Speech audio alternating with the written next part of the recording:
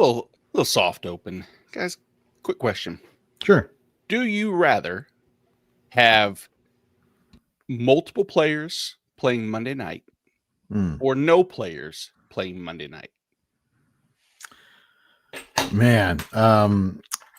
And JT, I think you could probably speak to this one as somebody, if you are like the gambling type and you get like the rush of excitement of like, woo, let's see what's happening.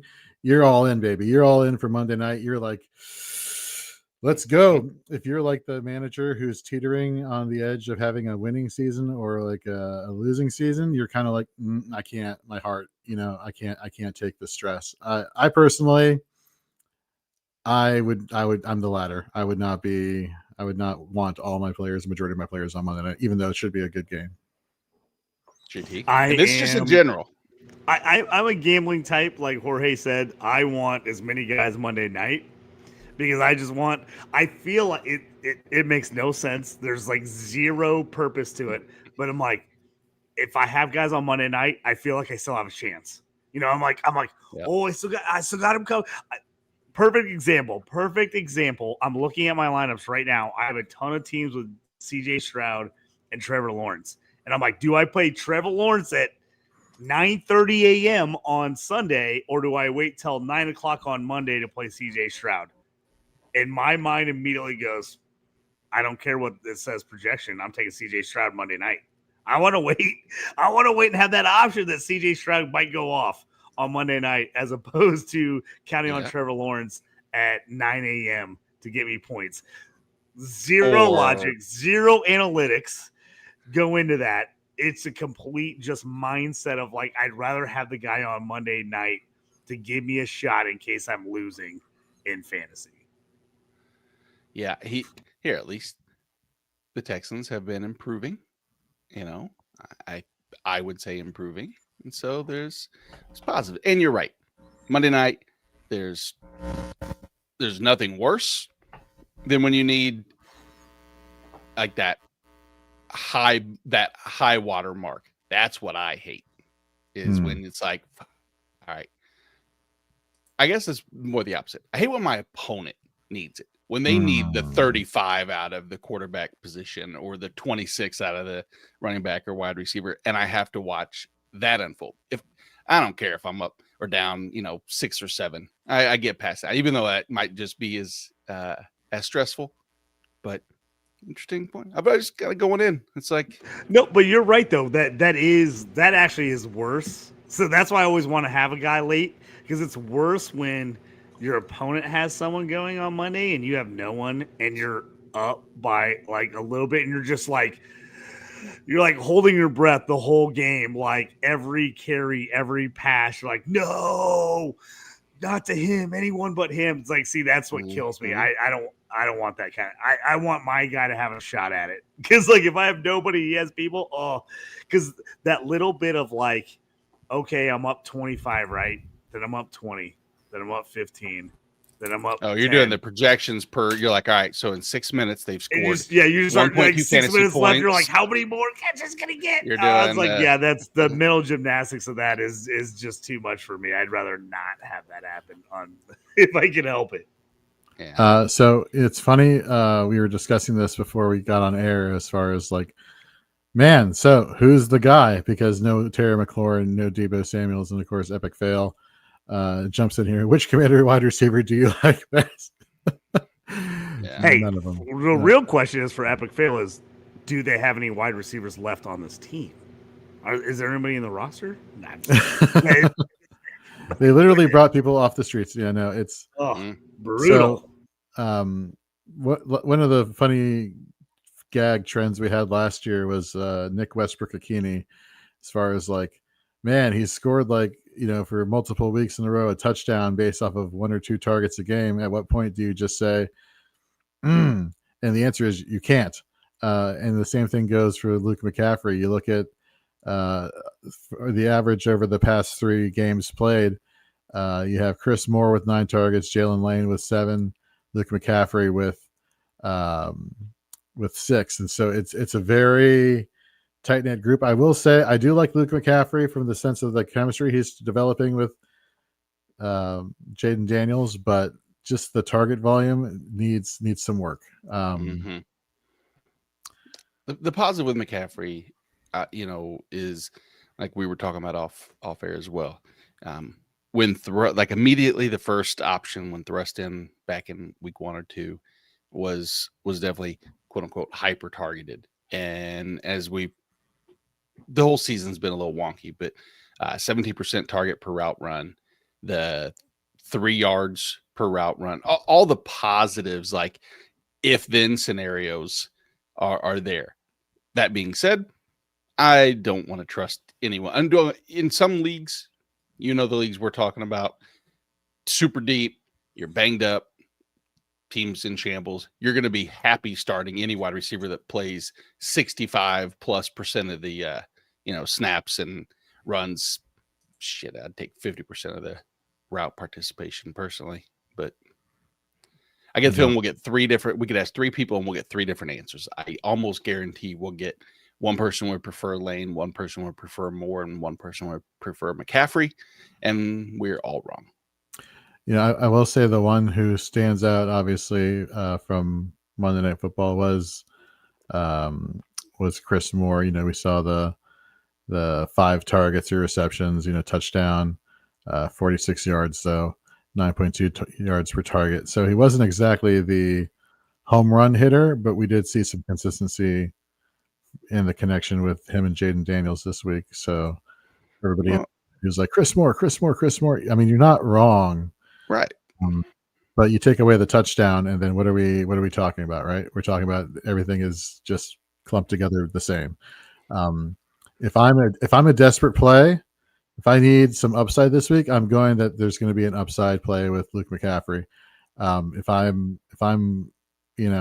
just needing to ride the wave, get through this week, and regardless of win-loss, and just keep going, I think I would go Chris Moore, just because we did see the target volume come his way last week. Well, then I'll use that scenario and let you make this decision, because this is follow-up. Eli Manor or combination Luke McCaffrey, Chris Moore, or do you pivot to Bam Knight?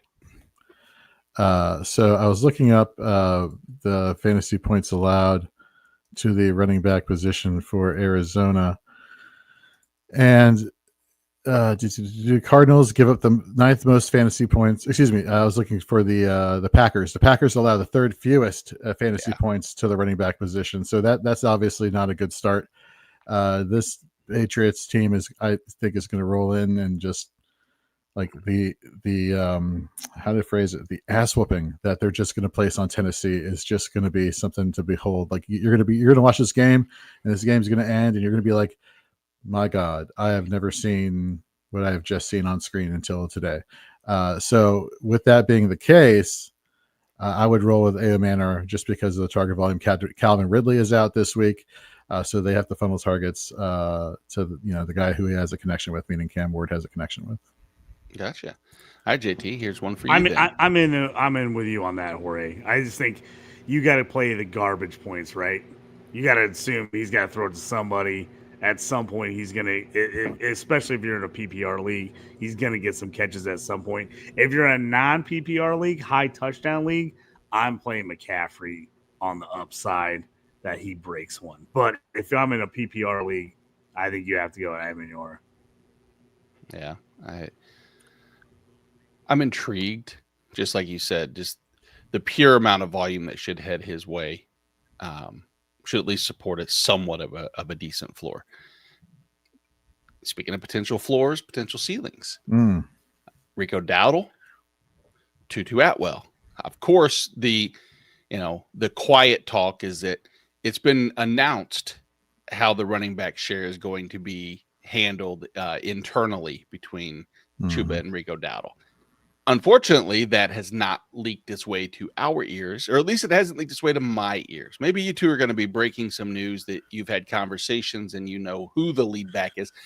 Number one, I guess. I mean, I know everyone in the Panthers coaching staff personally. No, I'm just kidding. I don't. This is the most ridiculous question all week, though. Like, okay, Chuba's coming back. We know he's been good. How in the hell do you take Uncle Rico out after the last 2 games he's had.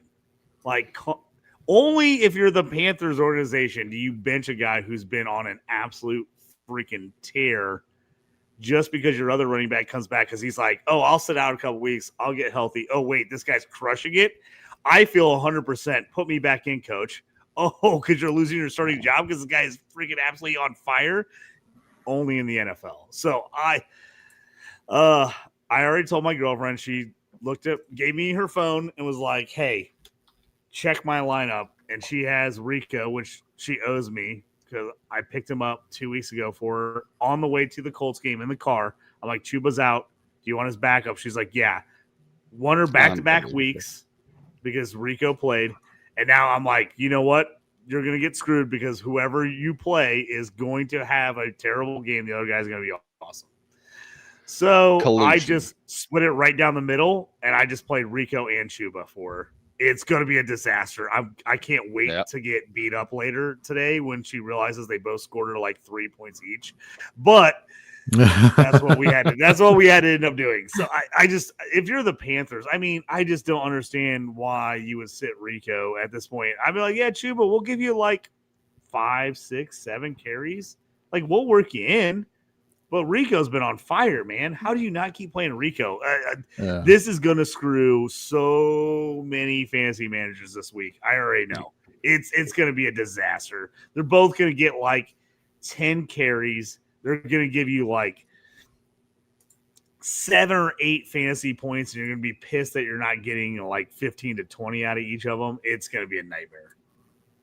It's the one area that when we talk about the fantasy focus, one of the segments later on where we kind of look at snap counts, et cetera, and try to project things, future gains or losses, that we're going to look at that particular scenario. And I know my result was going to, and always would have been, I have no clue, because if Chuba Hubbard takes the first handoff, everybody on Twitter is going to say, yep, it's Chuba immediately. And then when the second drive happens and it's Rico Dowdle and he busts off a run, then it's back to Rico. And then we know it's fantasy football. We know it's football, and it's going to be exactly what we're hoping for is Rico Dowdle and or Chuba Hubbard's going to have a great 2.5 quarters. Then they're going to fumble in the third quarter, and they're going to be in the doghouse. And then all of a sudden we're going to have to play this game all over. We'll repeat, rinse, repeat, however it's done. And then we'll talk about this next week as well. The second part to that question, though, real quick, you guys, is Luke McCaffrey or Kendrick Bourne. Kendrick Bourne, target volume, has been leading targets the past 3 games played. And we heard last week after the game. First of all, we saw the altercation between Shanahan and Juwan Jennings on the sideline. Then you saw Juwan Jennings kind of sit on the sideline for a little bit. Comes out the next day. He's been dealing with ankle, knee, shoulder, knees and toes injuries all week long, or for the past few weeks. And so, people went from like saying, God damn you, Juwan Jennings, to like, God damn you, Juwan Jennings, look at you. So give me Kendrick Bourne here in this matchup. Okay, how about this one from Mr. Scampers? JT, here we go, guys. Non-PPR. I don't know if it means standard or it might just mean it means standard. It means standard. We don't know. It means we don't know. Old school. So you got to call it old school standard at this point, because original standard was non-PPR, but now almost everything is at least a PPR. So I always feel like I had to say old school standard non-PPR at this point. For us, it's just school because, well, we're all old. But either way, David Montgomery versus Vita Vea, or Kamani Vidal versus, I guess if we want to use the comparison, I guess DeForest Buckner is the. Yeah, to me, I'm Monty. I am an absolute Monty guy in non-PPR leagues. Like he always gets touches near the end zone. If he's healthy in non-PPR leagues, Monty is probably one of my favorite running backs to draft, to be honest with you. I'm all over him in non-PPR leagues. I always am. The Lions have a good offense. There's always a chance, as long as he's healthy, he's going to get touches near the goal line. I'm a constant, nonstop, got to play Monty in non-PPR leagues. You just have to. Like the volume, especially especially if you're in a standard league, and I'm guessing because this is non-PPR, if you're in a league that yardage isn't a big thing, you have to have like pretty high yardage points to get points. Like some of my old school leagues, like touchdowns are what matters. Yeah. You got to play Monty. You got to play Monty. That makes sense. To me, that's just what you have to do. And not to mention for the Chargers, QJ is back. He got full participation in practice. A lot of the Vidal success came, not only rushing the ball, but he scored that touchdown as a reception last week. So it's one of those things where it's like, well, they need to use his dual threat nature now that Keenan Allen got in full practices. QJ got full in practices. I will be the first to say I don't believe that have also been way better against the run this year. Like with Grover in there and with Buckner, they've been much better against the run this year than they have the last couple of years. So it's not like they're the sieve that they used to be, which was like, play whoever's going against the Colts because they can't stop the run at all. So I think you play Monty in this situation.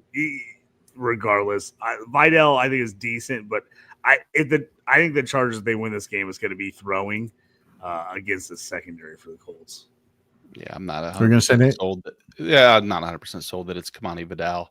I think last week was going to be Kamani Vidal if there was a situation they needed, to be trailing and in passing down situations and in an odd string of events, the fact that they were down and it happened so quickly against a porous team, he was thrust in and took advantage of it. I think it's going to probably get closer 50-50, and I don't think I want Kamani Vidal, but I do want to question this one because this is a question, a scenario that I could see unfolding really quickly along many people's teams is the welcome back of George Kittle versus the, welcome to the most involvement of almost anybody on our team without David Njoku and Harold Fanning. And I got to tell you, I have a hard time not playing George Kittle over anybody not named Trey McBride and, two maybe others. But Harold Fanning this week might be one of the 5 or 6 that I would start over Kittle. I'm having the tough time with that. Jorge, do you have an opinion on it? Or I was going to say real quick, I was going to jump in because I have this in like 3 leagues. No lie. I had Kittle on the IR, and I picked up Fanning in between, and now I'm like, do I drop Fanning? Because most of these leagues are very short benches. Yep. You only have room for like 1 or 2 tight ends max. It was a hard decision, but I dropped Fanning in every league and that I had Kittle on IR and put Kittle in.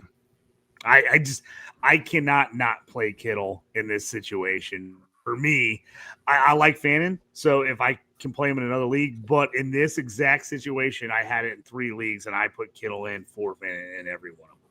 Now, am I going to probably get burned because of that? Who knows? But I just think they're going to go to Kittle. Especially if you're in a league that's non-PPR, like Kittle, I think has the best chance of scoring a touchdown. But I just, man, all the things that are going wrong. If Kittle's going to play, we know he's a champ. He's not going out there like, I'm going to half play. If Kittle's in, he's playing. Like, he's going to be a beast. So I think you got to go Kittle just on history alone. When you're looking at some of the numbers, you couldn't ask for polar opposites in terms of matchups. You look at the tight end position, fantasy points allowed. The Falcons are number 1 and the fewest in fantasy points allowed, where the Dolphins are 6th in 6 most fantasy points allowed. So that's definitely not a good start, But then again, we're looking at, not to mention you have to think about the, just who has been the beneficiary of Dalen Gabriel being, the quarterback for the Cleveland Browns. It's been the tight end position, whether it's been Njoku or Fannin, and I get it. George Kittle is an elite. He was probably the number 3 tight end heading into draft season behind McBride and Bowers for a lot of people. So you've been waiting for so many weeks to play George Kittle, and now he's coming back. I get it. The reports coming out of 49ers camp is that he He said he completely tore his hamstring, but he's good to go now, which that one kind of makes me scratch my head. But then again, I don't know medicine, so who am I to say anything? I could see a rationale for both. I think the matchup favors Fannin, however, more so than Kittle in this week. Jorge, you're not a doctor, but you did stay at a Holiday Inn Express last night, so it's the same. So Yeah, fine. sure, exactly. Totally on some Holiday Inn Express, medical school. It's all the same thing. Yeah, exactly. As far as a little follow-up comment, just balling with Jay. Good morning, by the way. Rico's going to get some good work because he's the passing down guy. True, 100%. I agree with that. The only thing I don't know, I am intrigued by this matchup as far as Carolina and New York in terms of who's going to win this football game. What's going to happen? Will the Panthers need to throw the ball nearly as much? Will they actually get ahead early? This is a game I have, honestly, I don't want to say no interest in watching, but I have some interest, but at the same time, I'm confused as how this game is going to go. I'm on the fence with so many different people. If I had to watch any game, this would be the last game on my TV station. See, I think it's funny because this has almost zero appeal, right? Other than fantasy of Rico and Chuba is the one fantasy appeal of this game. And why is this game going to decide so many fantasy leagues this week? It's going to. We know it's going to. It's so frustrating because you're like, nobody really wants to watch this game outside of is Rico or Chuba going to get all the carries? And you're like, is Justin Fields going to get it together? And on all my teams, is he going to throw the ball to Mason Taylor 25 times, please? That's what I need. But it's like this game is going to be the most ridiculous game that no one cares about until the end, and then all realize it decided every one of their fantasy matchups. I will say for the Jalen Cooker managers who have stashed him on IR and had been waiting as somebody's sleeper pick, heading into the year. I'm interested in this game. I'm definitely interested in seeing what happens with his usage going forward against the Jets. $1,000 says all you do is you check the numbers at the end to see what his target persist. You ain't watching this game. Don't you lie to these people. Don't you lie to these people. Don't lie. Don't lie, Jorge. I was giving reasons to watch this game. You're not. You're saying you're going to go back in. You're going to look at how many targets all 22 tomorrow. You're not even going to do that. You're going to read somebody else's Jalen Coker takes, and you're going to be like, yep. Jalen Coker played in. When I go back and watch NFL Plus, and I watch the short versions, the condensed versions of every game, this is the last game on my list. This is if I get to it and I have time, I go back and watch this game. Jorge, that's where we're at. I just no. I tell you what, if this comes across your red zone, if you're watching Red Zone and it's let's cut to the Panthers Jets, you're not walking out the room. You're still going to be watching Red Zone. So it's not versus DirecTV where you're literally watching the entire game. Two different scenarios. Let's be clear. If they went, all right, we're going to switch over to badminton. Well, I'm not getting out of my chair. I'm going to end up watching and be like, look, Venezuela's pretty good at badminton. Hey, Jorge, and I'll be watching badminton. Don't knock badminton. All right. It's Jorge, for Shoot the Gap sack lunch, I take Jared Verse, just so you know. Okay. Can I change my pick right now? All right, quick question. Hey, that should be his count. That should count for the sack, though. Cam Hayward, he had him first. He was pulling him down. He had a half a sack, so you get half a point for that. I think that's garbage. He had him first. He was pulling him down. I saw they marked him with half a sack. And so now we have to fight over this because I'm pretty sure Gary had TJ Watt, who barely put a hand on him to get half a sack with Hayward. So I think we both should get a full sack on that, or just to upset Gary, I should get a full sack and he should not because Hayward had him first over TJ. I'll let you think about that and simmer on it for the next 3 or 4 days, and we can talk about it on Wednesday. And then I'll Shoot the Gap at 9 p.m. on Wednesday. We'll have a final answer. So there we go. We're picking 2 full point PPR. Jameson Williams, Trey Tucker, Hollywood Brown, Rashid Shaheed needs to pick 2 of these. Jorge, give me 1. JMO. That was gonna be my easy one too. The second one, though, JT, I'll see if we're in lockstep here. Who's your number 2? Oh, man, my number 2. I'm in a. All right, so I'm going to give you a slight different answer.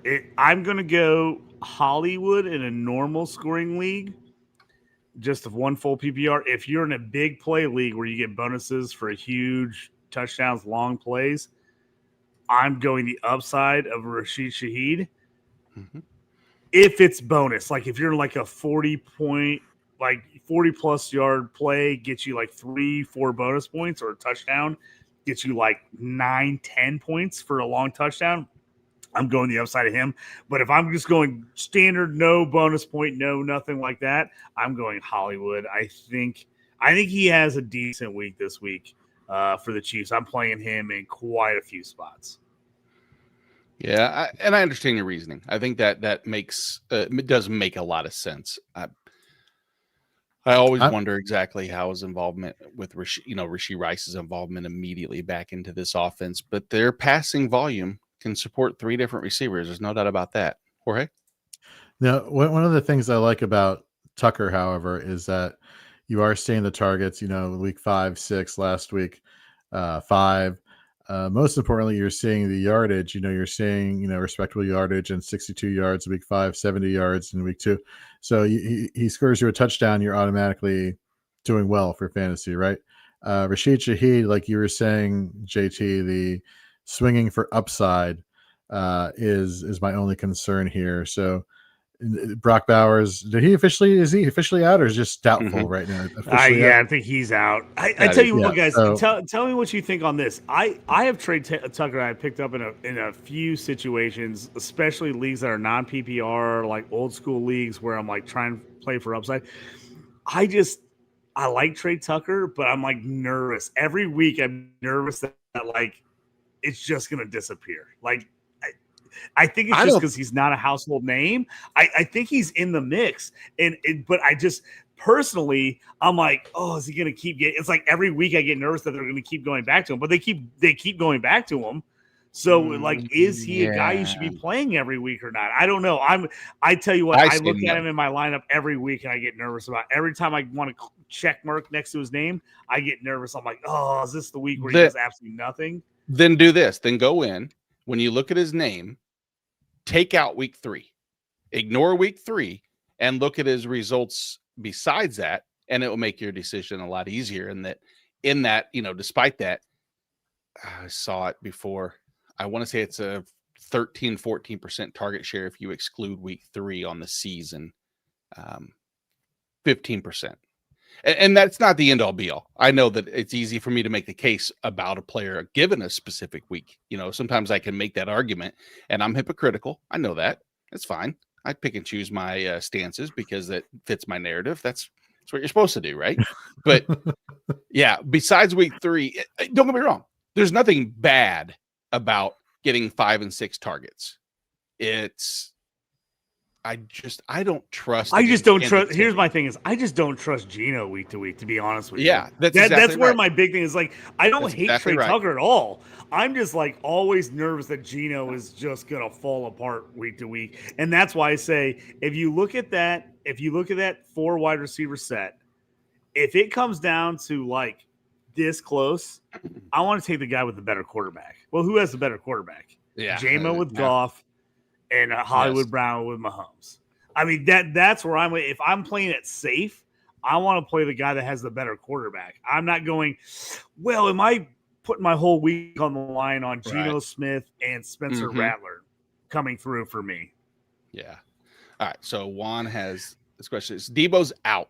So who for wide receiver 1, 2, 3, tight end, and flex spot? Let's start with the wide receiver 1 spot between Devontae Adams, Quentin Johnson, Jordan Addison, Keyshawn Boutte, Alec Manor, or Luke McCaffrey. So we're going to say number 1, of course, Devontae Adams. So that's easy 1. 2 and 3. And you can also throw in Luke McCaffrey into that mix there. Yeah. So QJ, is that your 2? That is my 2, and Addison is my 3. And then how about the tight end spots? We have to choose between Ertz or Kittle. I think we've kind of talked about Kittle as being There, Jorge, do you disagree? Would you start Ertz over Kittle? I would start Ertz. Again, we talked about how there's just not a lot of target volume consistently throughout the season on the other wide receivers that are on this team, whether it's Jalen Lane, Luke McCaffrey, Chris Moore. The only one that's tried and true is Zach Ertz, and so you should expect the target volume to kind of roll through him, especially in the red zone. We talked about how San Francisco is facing the toughest matchup against the tight end position in the Atlanta Falcons. But I get it. Again, same thing. Target volume. You have Kendrick Bourne, you have Juwan Jennings, but Mac Jones, he knows he's developed a rapport with those guys. He doesn't have that rapport with George Kittle. Again, you can make the argument, well, George Kittle is elite, so it doesn't matter who's throwing him the ball. Very true. But if we're going by some matchups, we're looking at strength of schedule. We're looking at all the metrics that we have a track record on so far this season. It's Zach Ertz versus Dallas. Okay. And I think that JT and I will be on the Kittle side, but it's really close. Not saying taking everything you just said. PPR for me, on it. If it's PPR, especially a tight end premium PPR, I'm going Ertz. I think the volume is going to be there for him. If you're non-PPR, no tight end premium, you need touchdowns and you need yards to get any points out of your tight end, then I'm leaning Kittle for that side. But I think Ertz could get peppered with targets today. I really do. So I'm all in on Ertz on those types of leagues. And I bring this up because I'm in so many different types of leagues and I'm making these same decisions left and right. Like, hey, do I play this guy that's like I need a touchdown on him, or am I playing this guy because it's 1.75 PPR? If I'm in a 1.75 PPR league or something like that, Ertz is my guy. I think he's going to see a lot of targets. But if I'm in a non-PPR, I basically am counting on a touchdown, I'm probably taking Kittle. Okay. And if we go on to the running back position is one thing, I would definitely pay attention to. So you have Jonathan Taylor. You also have Josh Jacobs. Josh Jacobs going into the game is what they consider a true game time decision. You may want to make sure that before that happens, you've have addressed it. Your other running back spots, you picked up Eugene Wilson, which is a great move. So you can fill that in. Emmanuel Wilson. Travion Henderson, Zach Charbonnet, Bill Krosky-Merritt. Krosky-Merritt would be the answer for me as far as who I would start in my flex. If you need to move someone into the running back one, I'm moving him into the 1 or 2, I guess, because no offense, we're not ever. Do you guys do that too in your running backs 1 and 2? If you have a premier running back, I always put my better one in 1, kind of like I'm the actual coach. Like, I don't want to, demoralize Jonathan Taylor. You're not going to be my 2. Don't want to hurt his feelings. Don't want to hurt his feelings, hurt just in case. Man. Yeah. Come on. But maybe it's motivation. Feelings. Yeah. It's fantasy feelings. But either way, how about the flex spot? Are you putting Wilson into the flex if he plays over Jacobs, or are you pivoting to someone like Travion or Zach Charbonnet? I am putting Emmanuel Wilson into my flex spot, to be honest. Poor Wilson. He's been called Eugene, Eric. Just, you know what? He hasn't earned his full name to be said. He's E. Wilson. Exactly. Wilson. E. What's going on? Put him at the 1. So there you go, Juan. Good luck with that. Let's welcome in Dave Ibrahim. Dave, good morning.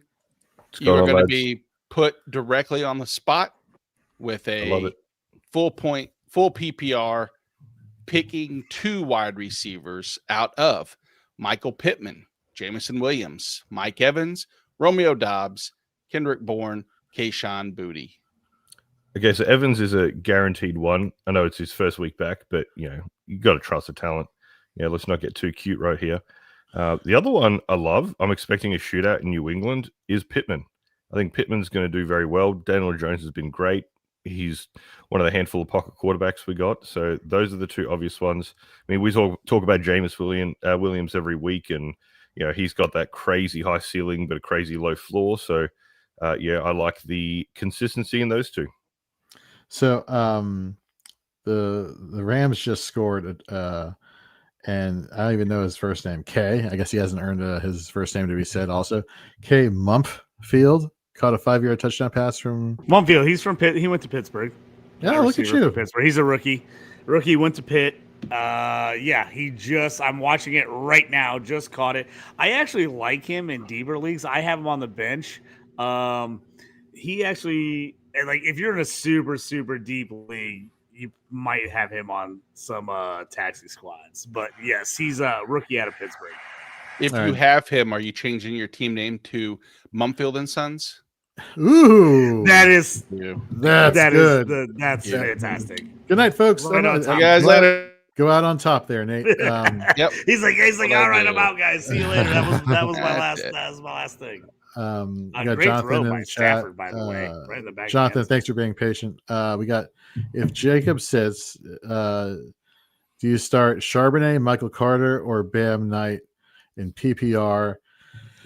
I think you gotta go Carter. This feels like a lot of my leagues. I'm like, which guy out of all these not great players am I playing in my flex spot? I just want to say that, Jonathan, I feel the pain. This is a lot of my leagues right now. It's just kind of like, making pancakes and licking the bowl clean. It's just take whatever you can get, guys. Yeah. I don't know, man. I think I'm going Carter in that situation. I'm going Carter. Target volume we saw last week. Him and Bam Knight were pretty close in snap percentage, but it was Michael Carter that was seeing all the target volume. So again, this is being a PPR league. We expect Green Bay to get out in front pretty handedly. So give me Michael Carter this week. Exactly. I do want to address one thing for I gave Dave the honor of answering that, and he stepped on my head with my Jameson Williams love going forward. For one reason, actually I did talked get about 7 this targets last week, right? I know. So I said this going into the game last week, and even on Wednesday night. The one thing I want to see change out of the Detroit Lions offense, if possible, I was going to Dan Campbell, and he may be, or really probably more the offensive coordinator, but either way, they listened, is that Jameson Williams is going to be involved more, crossing routes shorter than that 17+ yard garbage routes he's been running in targets, which are great for the, 3 catches, 112 yards and a touchdown that everybody loves to see on their team, their stat sheet at the end of the week. But more people would rather see 7 targets and let him do something with the ball. They even mentioned that they want to get the ball in his hands in space and let him create. I think it's going to be a high scoring game. I think that Jameson Williams has the higher floor or higher ceiling than Pittman, but at the same time, you're right, Mike Evans. So I would go Evans and Williams. Real quick, Jorge, who are your two? Because this is a good options, for Rab to have. Man, I really like the back and forth nature this Colts Chargers game is going to present. So I think I'm going to roll Evans and Pittman this week. JT? I'm a Colts guy. Got to take Pittman. I like Pittman. Man, it's hard not to play Evans if he's in there. They sling it. So if they say he's good to go, which, the hamstrings are always the worst. That growing injury in the hamstrings, you just never know how easy it is to tweak them during a game. That's what always makes me nervous. I'm probably going upside of Evans. If I'm nervous about the injury, I can see going Williams instead. But only if you're like, I'm playing it safe. I'm playing it super safe. I'm just going to play the guy I know that's probably going to play all game. That would be. But my top two would be Pittman and Evans. I will say that's one thing. I was just going to say very quickly, your record has to have a part in this, right? If you're 2-4, 1-5, you need those not just to win, but you need to win with points. So, we're at the stage where, you need 20, 25 points out of your receiver. Williams might be your guy. You might have to roll the dice. So it's funny you mentioned that. So I went back and I looked at the last couple games that the Lions took on the Buccaneers just now, and we know that the defensive scheme has not changed during that time. We look back to the postseason in 2023. Jameson Williams 4.3 points in fantasy in half PPR scoring. You go back to last year, week 2 against Tampa Bay, 11 half PPR points, 11.3 PPR points, half PPR points. So, again, to what you were saying, Nate, last week was very encouraging that he wasn't just like the YOLO guy, just go out and get it and maybe a few targets, somewhere here and there sprinkled in. It definitely was the usage that was there, and it seems to be more often than not, you're seeing trends of that. Some peaks and valleys so far this season, but you're seeing him get the ball more, especially against Kansas City. There's some horizontal crossing routes that were pretty impressive to see him do and perform there. I wouldn't blame anybody who played JMO over Pittman this week. But I again, we're like 2 weeks in a row with me picking like this has the potential for a shootout, potential for a game. I think this Colts Chargers game is right up there. Right. No, I think that's a good point. Tampa does, 2 high safeties quite a bit. Jameson in that scenario is not probably the ideal target. That's a great call by you guys. So how about this? A quarterback from Fahad, Jordan Love or Bo Nix? Give me all the love. I'm sorry. Okay. No, you're good. All we got to do is we can just say an answer and we can fly right through these. So we got one for Love, Dave. In the words of Usher and Alicia Keys, I'm going with my Boo Nix. I love his. Anyone remember that song? We're old. No, we got it. We got it. Yeah, this is the right crew to say that reference with. That's good. That's fantastic. I'm going Knicks just because he said that. I gotta pile on because that's fantastic. I'll refrain so that way we have a consensus, and that way I don't have to impart. But I will say, I think I am in consensus with Philip V in that he's starting way more Jordan Whittington than he wants to. I am doing the same, and it's not more than I want. It's more than I want to, but I will say I'm confident that it's not going to be a complete just shit result. This is a Jorge, stat filling metric. If you want to look at Jordan Whittington and what he's done when targeted, I won't even go through and start reading all of them because you just, again, picking the specific stats, but Jordan Whittington makes perfect sense. And for me is that he's filling a role very similar to the role that Puka Nacua would have ran. And in this, specific match, well, I guess he's already playing, so this isn't really a question. I guess we'll know where's the game at right now. Let me pull up the box score. I do not know. About 5 minutes left in the first quarter. It's still 7-0 Rams, and I was just going to make a comment about how much better the Jags looked in their retro jerseys last week than the new school unis they're wearing today. Terrible. Versus the crap they're wearing today. Yeah, okay. Yes, exactly. Terrible. No, and of course. Part of the reason I thought about that, and the reason I got to give another shout, our boy Jamie Perug in here says, what's up, dudes? Hey, what's up, Jamie? Jamie, a shout out again. I know I've done it on a couple of shows. This champion got me a black Jags Hunter jersey for my son, who's the biggest Travis Hunter fan. My niece goes to Colorado. He's the hugest Travis Hunter fan. We went to a game last year, so got him a black Jags jersey. I was like, dude, is there any way you can get the old school one with the Jag like on the sleeve? And he's like, let me see what I can do. He got me one. Champion, awesome, old school teal Jags jersey, Travis Hunter. It's phenomenal. So what's the best old school jersey? I still owe you. What do you think is the best old school jersey right now? For any team? I'm gonna say Tampa's. Yes, it's one of two. Good It's either Tampa's creamsicle. I am a big fan of the Patriots I say old schools, like I guess the 80s, the 3. I don't like that. The guy in the actual 3-point stance, whatever he's doing. I'm not a big fan of that. He's hiking. He's a center. He's hiking the football. Come on, that's what he's doing. I do like the red though. I like the red on the Tampa. The funny thing is, I used to hate those Tampa Bay jerseys when I was younger, and now that they've trimmed them up, made them a little bit nicer, and kind of fixed the colors so they're not off, they're phenomenal. Absolutely love them. I like the old school Seahawks unis are so much better than the ones they have now. The royal blue with the silver helmets so much cooler than the ones they have now. The Steelers all black Bias. With the yellow, the color rush is my absolute favorite uni. I love it, absolutely love it. And then I like the old school Kelly Green Eagles. To me, and Jorge's got one behind him, the Kelly Green old school Eagles unis are so freaking cool because it just nonstop reminds me of Reggie White Randall Cunningham, like that whole group who I absolutely loved. My favorite team to play on Tecmo Bowl, Randall Cunningham with Herschel Walker and the whole group. So I love those. Those are my favorite. And I also think, lastly, the Broncos old school unis. When they go Orange Crush, orange jersey, blue helmet, white pants.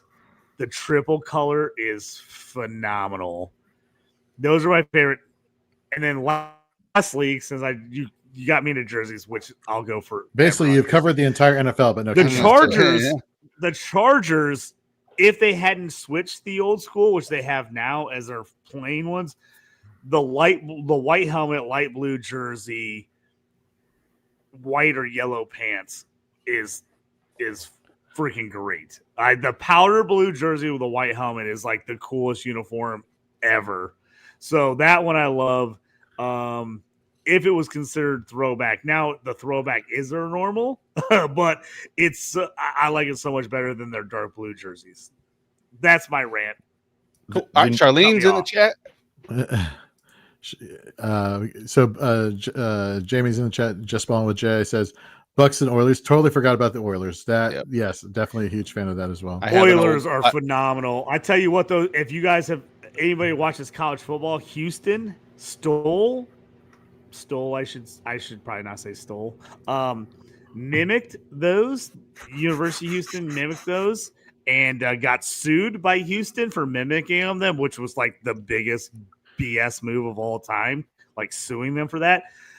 Phenomenal. They're the coolest unis ever. The Houston unis, and I'm like, they absolutely should be able to keep you wearing those. I was like, what a BS move by the NFL and the league. Like, taking old school Houston wearing similar Oilers jerseys at the college and then like trying to fight them about it.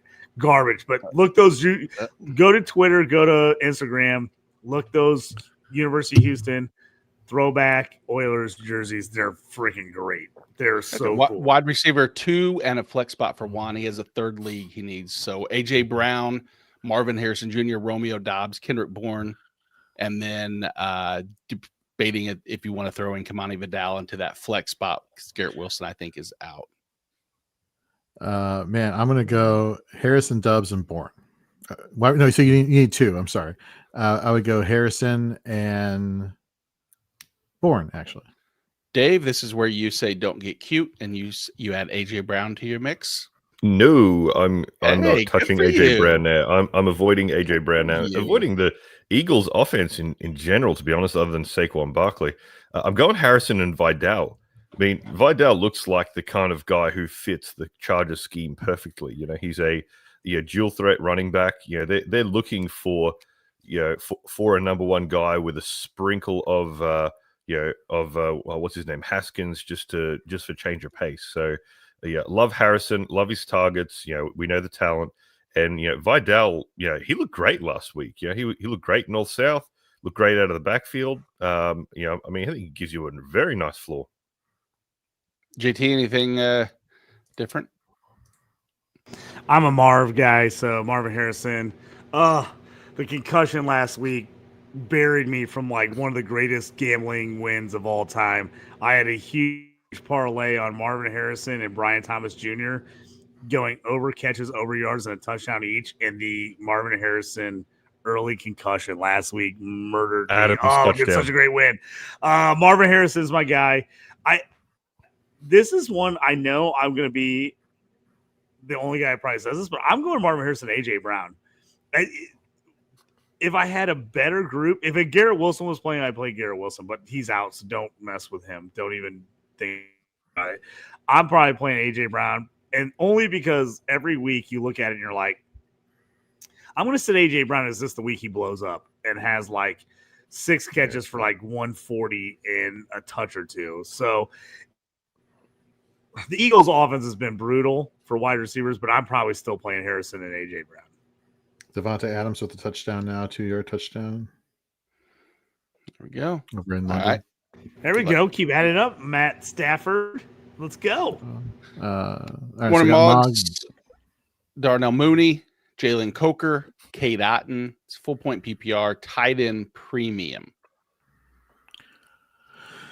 premium, I'm going Otten.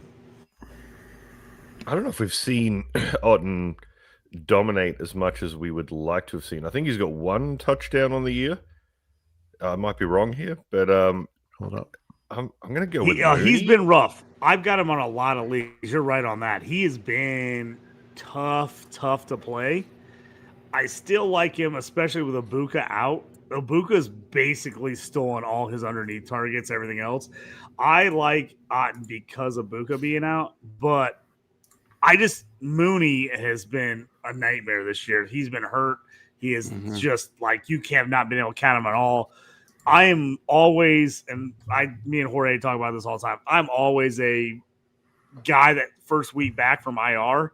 I hate playing a guy the first week back from IR. You just never know what you're going to get out of him. And if you're going tight end premium, that's where I'm going Otten.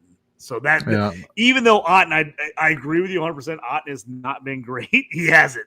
He's killed me in a ton of leagues, but I'm still probably going Otten just because of the premium and the fact that Cody coming off IR and Mooney has just been a disaster. He has not been consistent at all. Injuries, whatever else, he's not consistently getting any looks. Yeah, I would roll Otten as well. We saw the 5 targets last week for 51 yards. His yard per reception, 10.2. So definitely looking at him further downfield. Definitely a first down, move the chain person, which they're going to need to do against Detroit this week. So and for all the reasons JT just mentioned as far as tight end premium. So I'm going to go Otten in this matchup.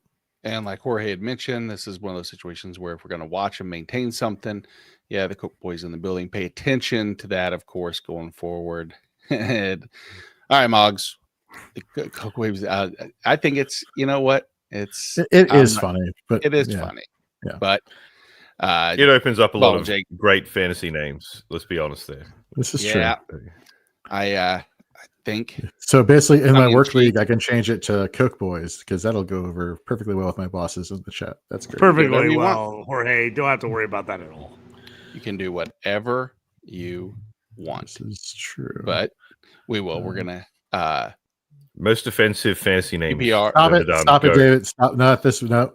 We're not going down that road. That's early enough. Come on. No. The West Coasters won't get offended. Someone's got to restore order in the court.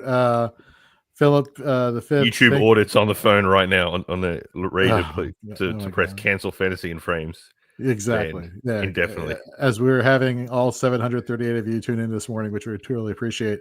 Let's not get canceled by all 738 of these people. How about that? Barrett Carter, Philip says, good is good. Yeah, he's very good. 12 total tackles last week. Fantasy Pro scoring got you, I believe, 15 points. So, yeah, he pretty good. Second week in a row, 100% of snaps. He seems to be the guy LB1 for the Cincinnati Bengals going forward. Jorge, I'm pretty sure we suggested playing him on. And he was actually in the IDP waiver wire this past week also. That's right. Well, good job there. Maybe that's what he's referencing. Maybe if you didn't, thank you very much for reading my first article in like over a year and a half. So hopefully that paid dividends for you all. So thank you. Let's see. Let's get to our next one. Moggs. Oh, I'm sorry. Moggs right here. Did we miss a question? I feel like I had it up and Jorge took it down. I'm sorry. Okay, which one? Who was it? Well, you're a bad person, Jorge. I'm throw it out there. Epic fail. Oh my god, I'm so sorry. We'll probably just have maybe one here. I'll handle putting the questions up so that we're not conflicting. Put the comments up, the regular comments. Okay. Yeah. I bet you just answer the questions. How about this one? J.K. Dobbins or Keenan Allen? Putting you in your place, Jorge. I know. Do your job. Do your job, all right? You're the long snapper. Just snap the ball. Yeah, no, it's like look pretty, and if you can't look pretty, just answer the goddamn questions. So answer them right. And yeah, exactly. The right answer is Keenan Allen for me. It is absolutely Keenan Allen. It was not the right answer last week when you guys were trying to recommend for me to start Keenan Allen. Luckily, I'll have you guys know I don't listen to any one of you, and I made the right moves, and I started the players that I wanted to start anyway, and I end up getting high points in my league, which was you guys, everybody in the chat, listen to these guys, of course. Yeah, great selling point there. There we go. Like, these schmucks right here. Thanks, Nate. Nate just doesn't like, sir. And we just lost one viewer. Great job. Great job there, Nate. You don't want to get half your own supply, I'm guessing. Exactly. Don't listen to your own guys. I understand 749 of the 751 people in here want each one of us to answer the way they're already leaning. They put it out there hoping it's just going to be agreeable. And it's like, good, that was my decision. At the end of the day, you're going to make your own decision. All true. I want to do. And the one thing I love about this specific show with you three is that you don't just say Dobbins, move on, which is fine. I would actually like that sometimes because we all have it, myself specifically, have a tendency to go on tangents and tell every reason why. Leading the person to fish and then fishing for them, filleting the fish, and then eating the fish doesn't actually teach them to fish. But fish. In this situation, J.K. Dobbins or Keenan Allen. Keenan Allen is the answer that we are given. Jay says, "Oh, I'm sorry, you're on charge of comments. My bad." Was that? I didn't touch anything. No, did I? I did. That was me. That's all on me. But we're gonna go to Scampers because he has a PPR question. JT. Yep. Tyler Algier to pair with my already playing Bijan or Bam Knight. So, do you take both pieces of the Atlanta Falcons? I jumped in the chat just because we were a little behind on the comments and answered some of these for people just in case we were a little slow getting to them. I told him Algier. I'm playing them both. I'm playing Bijan and Algier. He's shown he's getting enough work. He can get a touchdown. I'm not loving Bam Knight, to be honest with you, even though I love the name. Remember Bam Bam Morris? Awesome. Texas Tech Steelers player. Bam Bam Morris was great. I'm playing Algier. I'm playing both. I'm not worried about it. Algier has shown he can get enough touches, and I just think it's worth playing both of them overnight, personally. And not to mention, Michael Carter was the passing down back there in a PPR league, not Bam Knight last week. So there you go. So Rav needs one to flex in a full point PPR. We're getting a lot of, you can see this. Jameson Williams, Romeo Dobbs. We've seen those names multiple times. David Montgomery, we've seen his name. Kendrick Bourne, Keyshawn Booty, and Harold Fanning. All repeat names. We only need one of these 6. 5, 6. Yeah. All right. Count. I hate the lack of a comma on the last one didn't throw you off. So that's good. No, it didn't. No. I good. read between the lines sometimes. That's good. I don't know the answer right now off the top of my head. I wish I did know the exact answer, but I'll let you give your answer, Jorge. I'm going to go in this situation. I'm going to go Kendrick Bourne. Target volume.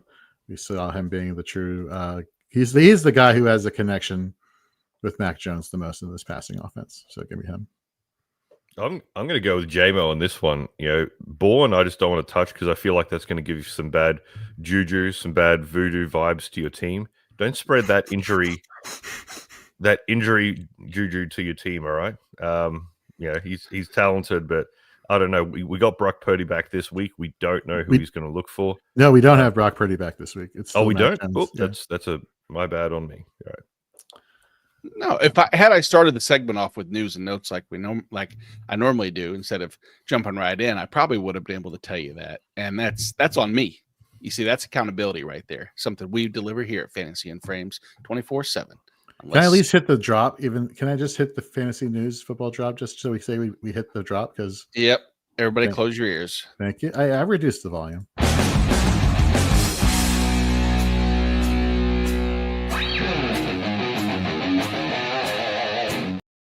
Thank you. Breaking news. Nate doesn't listen to co-hosts. Boom shakalaka. That's right. Oh, yeah, it was breaking news, not new news or news and notes. Everybody knew those news. Yeah, that's not new news. That's I don't listen copyright. That phrase is copywritten by the Kelsey brothers. So they would give it to us to use. I think so. We're pretty cool guys. I think that. Yeah, nicely. Exactly. Lightning McQueen. Hey guys, start 2 of these 3 full point PPR. Mike Evans, there's 4. Damn it. Oh, I had a good run going there of being able to count. Mm-hmm. That's over. So Mike Evans, Quentin Johnson, Jordan Addison, Chris Olave. Start 2 of these guys. JT, Evans Olave for me. Okay, Evans Olave. JT. I mean, Olave is still getting the looks. So that's the thing. I'm a target guy, and I think Olave, he's going to have a breakout game one day, but his floor is very solid. He's getting you 5-6 catches for 80 yards. I mean, it's enough that you're not upset at him. It's like the disappointed father. It's like, I'm not happy, but I'm not sad. Just just whatever. Disappointed. Yeah. Which We hurts talked more about than- Evans earlier. Usually I like Evans, but in this situation where you actually have other good options and he's just coming back, I'm probably leaning away from him on this group. I'm probably going Olave and QJ. Or, yeah, Quentin Johnson, sorry. Because a little bit banged up in the secondary for the Colts. I feel like this is going to be a little more of an offensive game. So I'm probably going Johnson, and I'm going to Olave. I like Addison, but I don't like Carson Wentz, if that makes any sense. So I'm taking Olave and QJ instead. So those are probably my two guys in this group. Jorge.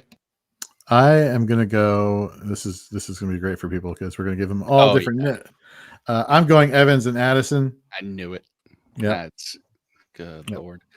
Well, good luck, Lightning. That's why they love us or they hate Yep. us. So now you get to decide who you believe more out of this group of four fine fellows, right? That's where we're at. And then whoever makes the right decision, you can praise us. Whoever makes the wrong decision, you can now just whip either us. praise us on Twitter or roast us on Twitter. Either way, the attention we would not hate. So yay! I would rather you come back next week and just talk a bunch of shit in the chat the entire time and hang out. Or you know what? all You know what three. could happen? All four players could go off, and so therefore he could not make a bad decision either way, in any case. And so technically, we would all have given him the best advice there, Lightning McQueen. So How about this one?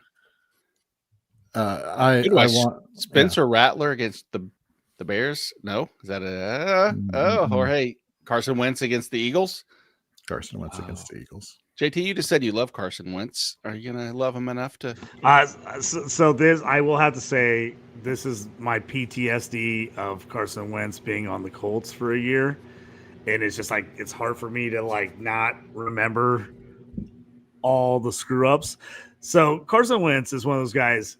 He's actually not bad. He's not a bad QB. He actually puts up pretty good stats. He actually does a lot of things. He just always ends up burying you or your team at the worst possible time. He always gets that pick or that fumble or screws something up when like you absolutely need it. And then you look back at it and you're like, if you just look at the box score, you're like, oh, that's not bad. Carson Wentz had a pretty good game. But he always ends up doing something that screws you at some point. So that's why it's hard for me to take off the fantasy, and the real life, because he's actually pretty good for fantasy in the real life. Yeah, these are all. Even though I don't like fantasy-related Wentz, questions, even by the though way. I don't like Wentz, I'm not totally sold on Rattler. Even though my guy Chase Daniel just did a breakdown on Twitter yesterday, talking about how much he thinks Spencer Rattler is improving and people should be pumped about him. I'm not 100% sold on that yet. I'm probably going Wentz.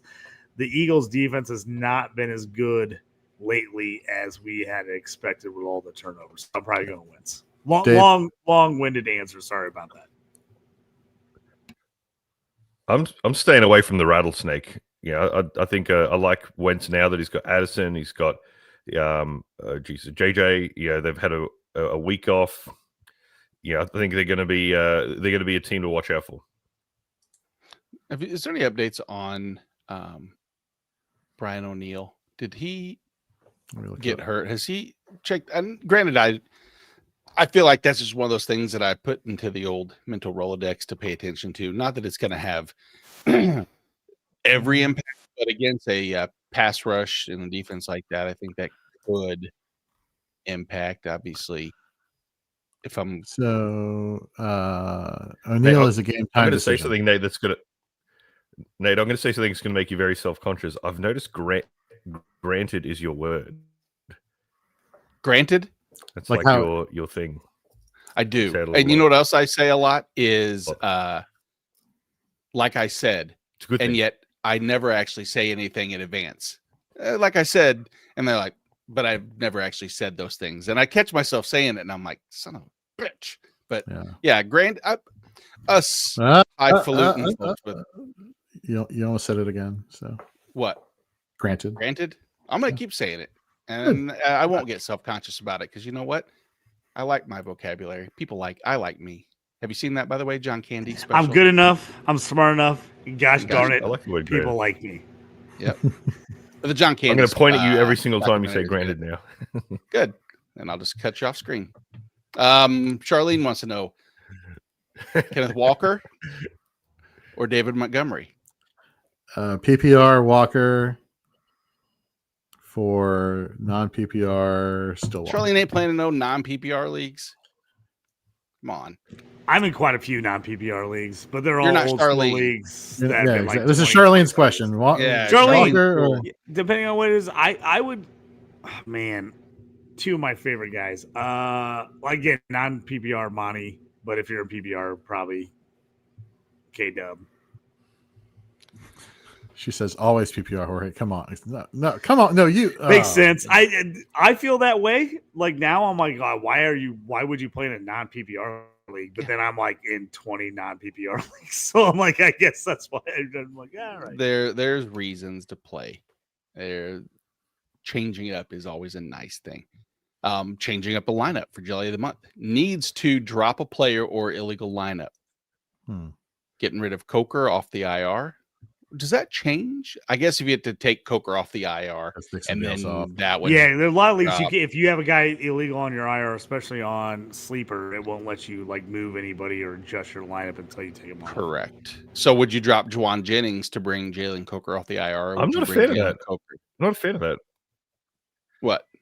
Having to make moves off the IR of the illegal lineup situation. If you are tied behind your back, then so be it. Why not? Why not just have an illegal lineup and you have 8 out of 9 players? Big deal. Well, I think you're the one the handcuffing situation, yourself.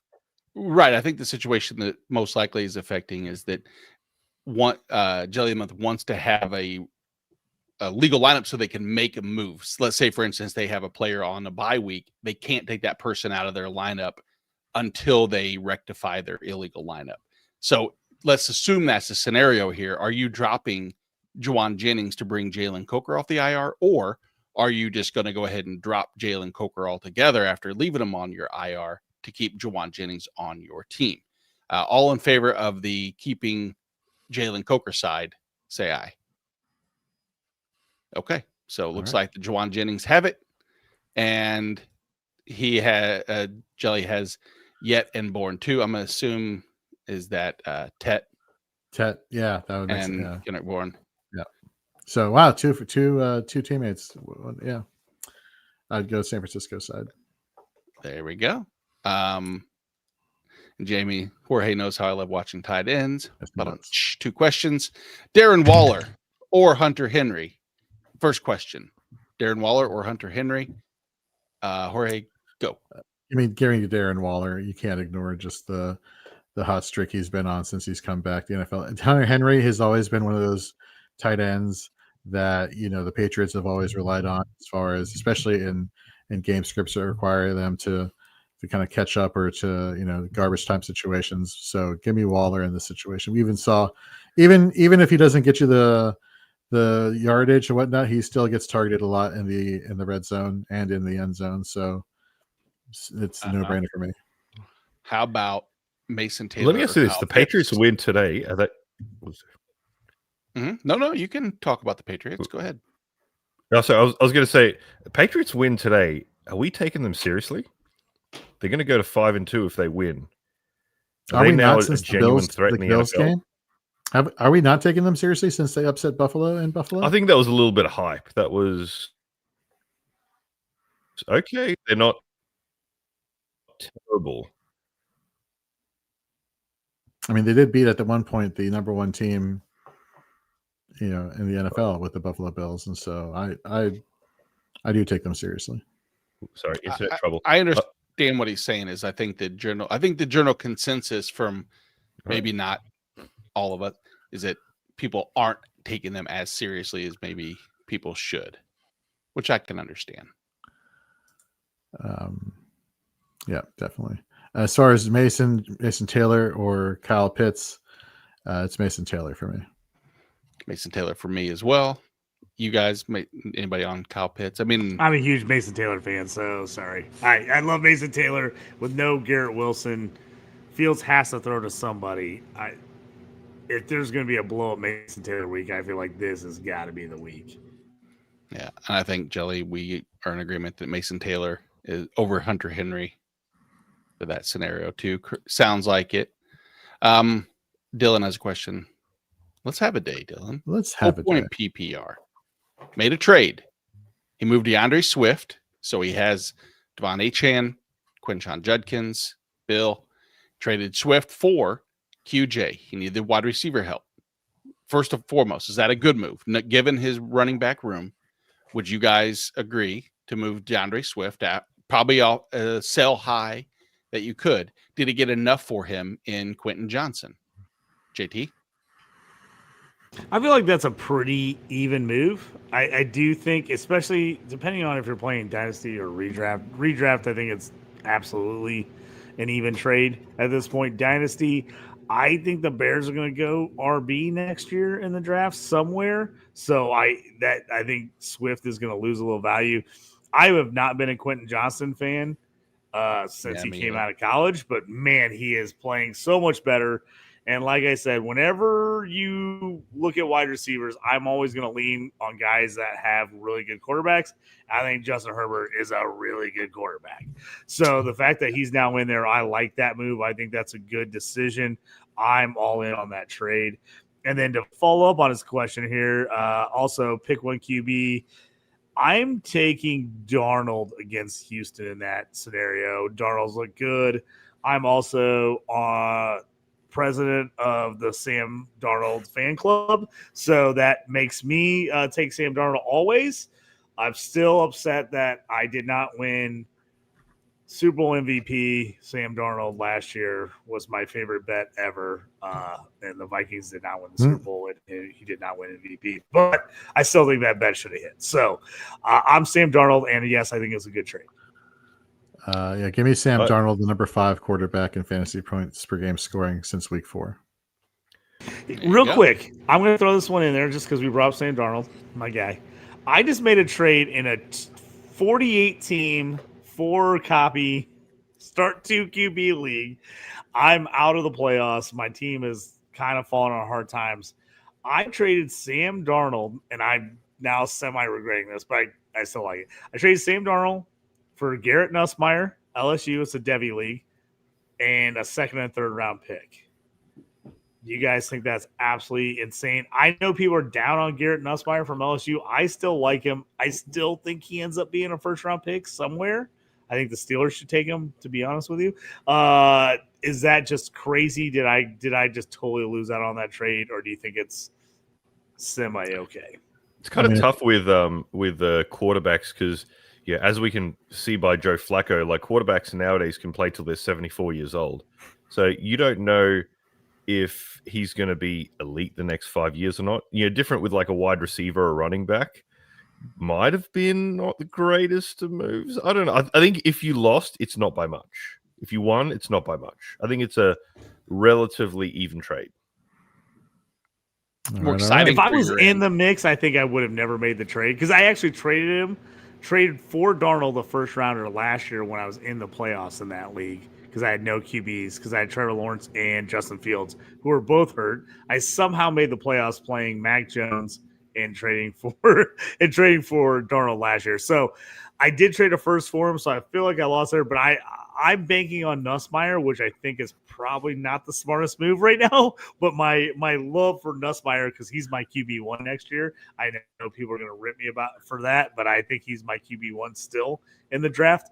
But yeah, I definitely think I took a slight loss, and I'm really definitely we'll find out. I'm counting on Nussmeier and it being a 1st round pick, or I'm probably screwed. All right, let's full point PR. His wide receivers are Michael Pittman, Mike Evans. Running backs are Christian McCaffrey, Rashad White. Tight ends, George Kittle. QB is May. Who should he flex between David Montgomery, Harold Fanning, Romeo Doubs, J-Mo, Kendrick Bourne, Kayshon Boutte, or Chubb? So start the wide receiver. And since he has 2, is anybody swapping out any of the starters right now for what he has in? Let's start with that, I guess. Pittman and Evans are starting 2 receivers. None of the other ones would be entering that conversation, correct? Correct. So then we only need to pick one person to flex, and that's going to be David Montgomery, Harold Fanning, Romeo Doubs, J-Mo, Bourne, Boutte, or Chubb. Yeah, give me Montgomery, highest over under this week, tomorrow night. I know you were talking about it when we started the show. Man, like, do you feel comfortable having, a player that you're starting that you need to have to win your matchup, on Monday Night Football? Is that too much stress? Is that enough stress? This is a good stress to have. So give it to David Montgomery, even though it's full PPR touchdown. I'm trying to rekindle Nate and my friendship, so I'm going to go with JMO on this one. But it's not going to work. Granted, it's never been in shambles, Dave. It'll never ever waiver or fade unless you get this question wrong. And then, real quick, I was going to say with the QB situation lately, I feel like the NFL's turned into a Hollywood rehab program where everyone's getting second chances. Yeah, I don't know, man. Like, you look at Mac Jones, Sam Darnold, Baker Mayfield. There's all guys who people wrote off a while ago who now are looking good. I mean, Mac Jones, I think, will get a starting job next year. He's played good enough to show teams like, hey, this is a good quarterback.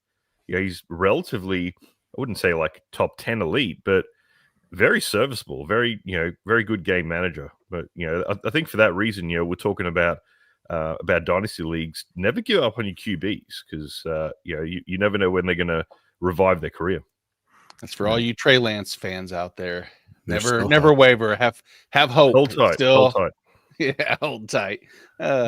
Still waiting for Josh Rosen to rekindle his career. Oh, well, right. You may want to. I'm not even going to get into that story. It's a joke.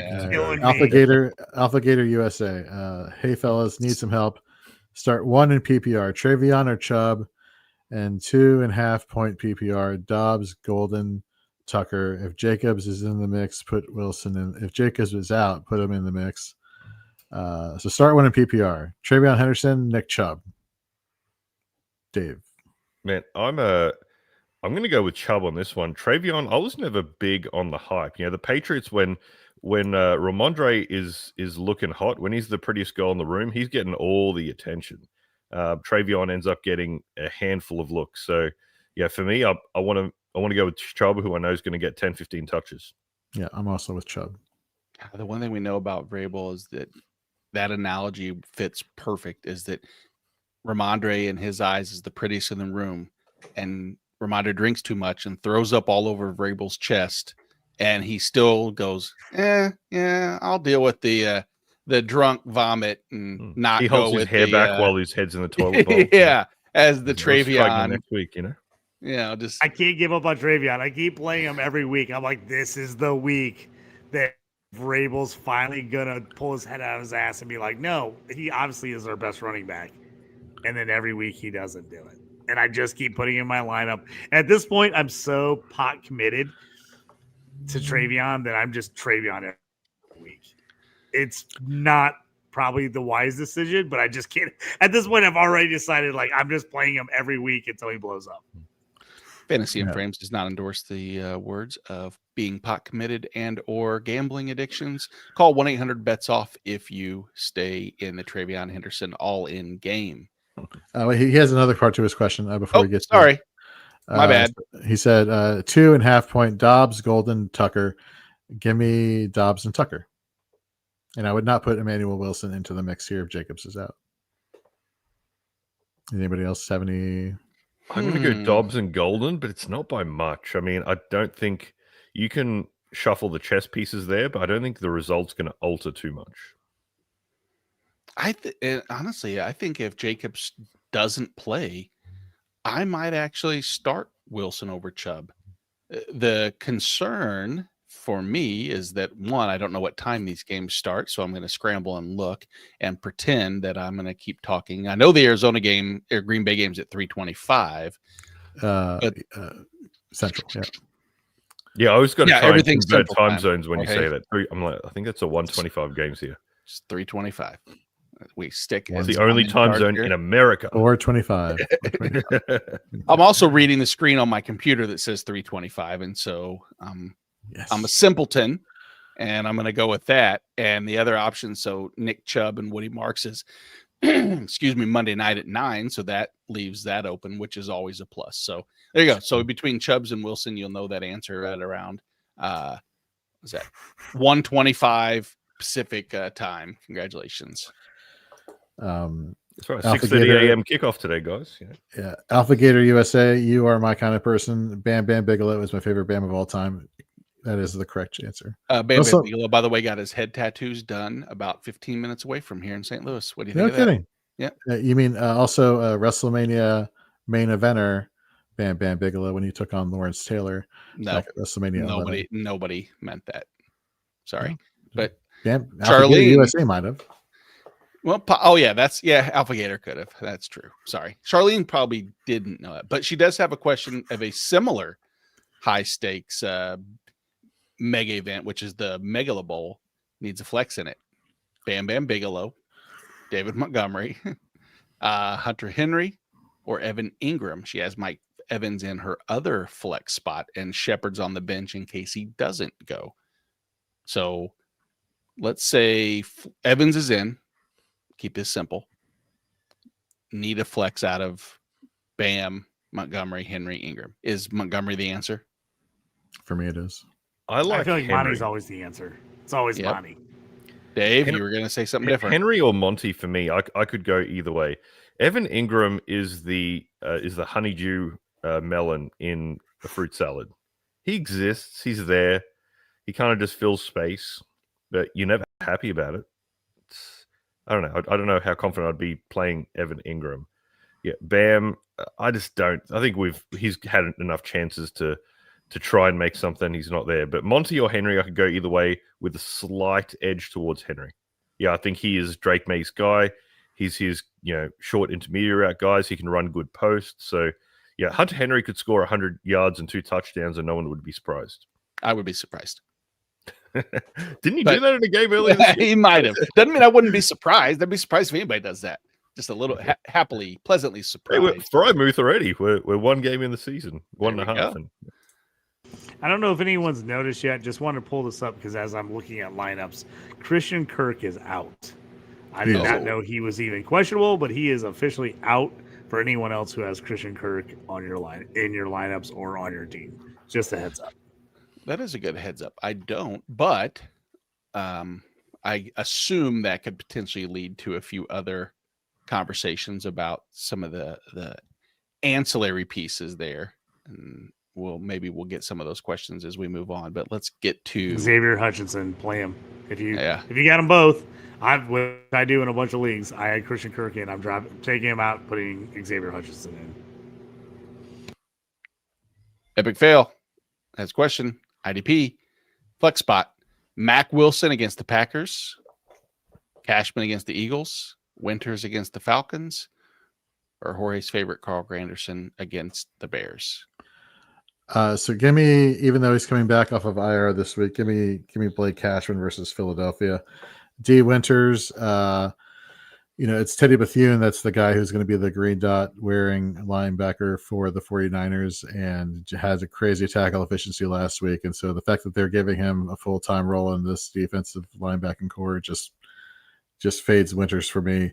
Mac Wilson, if Josh Jacobs can't go, part of me wonders, do they still stick with a running back or run heavy scheme here versus Arizona, or do they just kind of air it out for the most part of the game? So give me Cashman versus Philadelphia.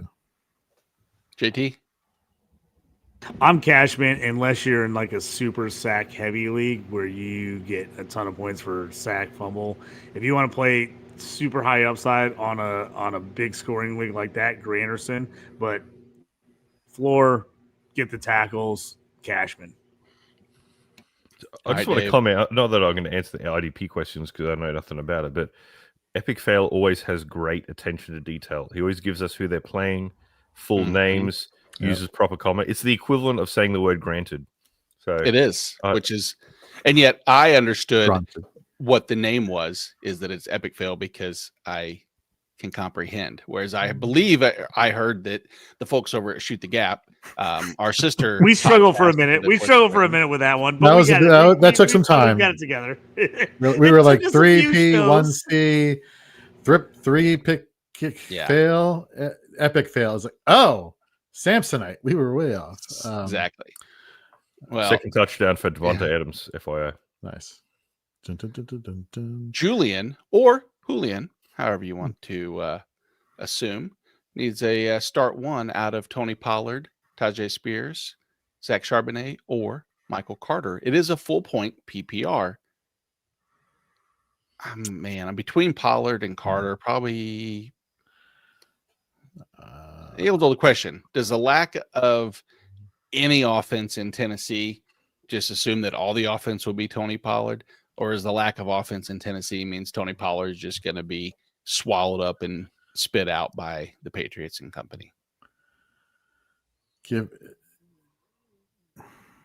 Spears came in. Wasn't his snap percentage kind of comparable to Pollard's last week? Let me bring that up real quickly before I answer this question because I don't want to give the wrong information. Right. Julian Jones, I'm going to go with Charbonnet. I think, I love the offense. It's looking good. They're using both running backs. It's got to be Sharp. I usually hate Charbs. I usually hate him, but they keep using him, which kills me because I have Kenny Walker everywhere. They keep using him. I think that's going to be a fairly high-scoring game. I think you're going to get a chance. So, I think you're going absolute floor with Pollard, just hoping that he gets a million touches because they have nothing else to do. But upside, I'm probably playing Sharp, to be honest with you. And this is me as someone who doesn't own any Sharp and hates Sharp. I actually kind of probably like Sharp in this situation. So I'm looking at this from last week, and so I believe that was Tajay Spears' first game back or second game back. Mm-hmm. Snap percentage wise, it was Spears who led snaps with 59% to Tony Pollard's 42.6, and it was Spears with the target share of 11.8 to Tony Pollard's 5.9. So there's some shenanigans going on in that backfield, and we don't know whether or not that is a 1 week anomaly.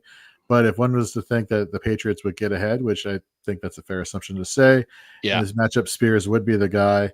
But give me Carter in this situation. I think Green Bay is just going to jump out to too much of a lead that they're going to have to rely on the passing game and the passing down back for the Arizona Cardinals.